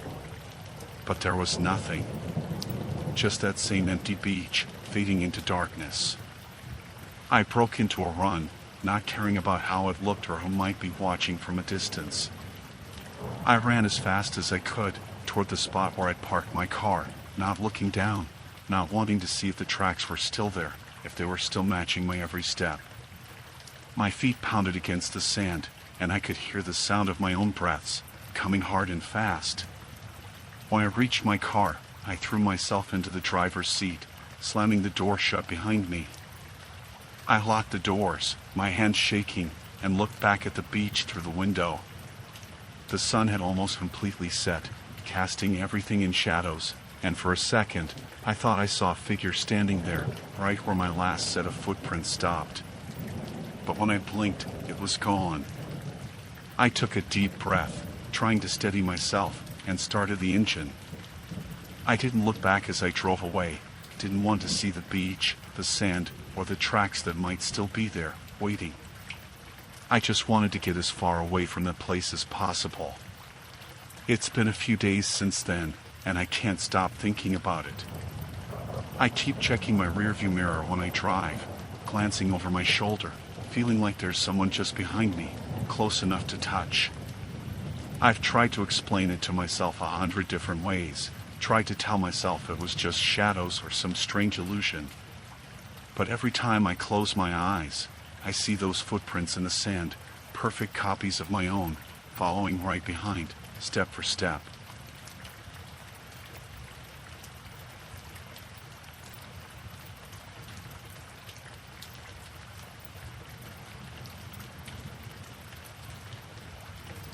I was traveling back from a work trip, just waiting for my transfer at this train station a couple hours from home. My train wasn't due for another 40 minutes, so I was just killing time, wandering around, checking my phone now and then. At some point, I started feeling the coffee I'd had earlier catching up to me, so I went to find the restroom. The station itself was kind of run down, not dirty exactly, but worn. That restroom was empty when I went in 3 stalls and a couple of urinals. No music, just the faint echo of a train announcement from outside. I went to the farthest stall and shut the door. I was sitting there, checking my phone to pass the time, when I noticed something out of the corner of my eye. There was something poking out from under the stall door across from me. At first, I thought maybe someone had dropped something, but then I realized it was moving slightly, shifting up and down, as if adjusting. It took me a second to process, but then I saw what it was, the lens of a phone camera. Someone was recording me. I froze. My heart started racing, but I kept still, trying not to make any sudden movements. I didn't want them to know I'd noticed. I felt sick, but I stayed as calm as I could, breathing slow, waiting. After what felt like forever, the phone finally pulled back, just as silently as it had come. I waited a couple of seconds, then stood up as quietly as possible, barely touching the stall walls. I listened. I didn't hear footsteps or anything, just silence, and I thought maybe they were still there. I felt trapped, like if I opened the door, they'd be right on the other side. My mind was racing, going through every option. Should I open it fast, scare them? Or wait and see if they left first? I decided I couldn't stay in there. I took a deep breath and opened the door, stepping out. I glanced around quickly, looking at the other stalls. Nothing. Empty. Whoever it was had left. I didn't waste any time. I went straight out of there. Back in the main part of the station, it felt safer, but I was still on edge, looking over my shoulder every few steps. I tried to calm down, telling myself it was probably just some creep who'd gotten what he wanted and left. But even with all the people around, I didn't feel right. Then, my phone buzzed. I didn't think anything of it at first, figured it was just a work email or something, but then I looked and saw it was a text from an unknown number. All it said was, "Nice to see you." I stopped walking, my stomach turning. I thought maybe it was someone messing with me, but then my phone buzzed again. "Hope you're enjoying your trip." I didn't respond. I looked around, searching faces, but no one seemed to be looking at me. Everyone was just moving along, like nothing was wrong. I shoved my phone back in my pocket and walked faster toward the station exit, thinking maybe I'd just wait outside where there were more people around. But then another text came through. Leaving already? I couldn't believe it. My hands started shaking. I'd seen enough movies to know that this wasn't a coincidence, but I couldn't figure out how they could know I was leaving, let alone what they were getting at. I didn't know if I should respond, but another message came before I had the chance to decide. You look a little nervous. It felt like a punch to the gut. That meant they were still watching. I took a breath and looked around, trying to act casual while scanning the station, but nothing. No one was paying me any special attention. I typed back, "Who's this?" I watched the screen, waiting, hoping they'd slip up and give me some hint. A few seconds later, the reply came through.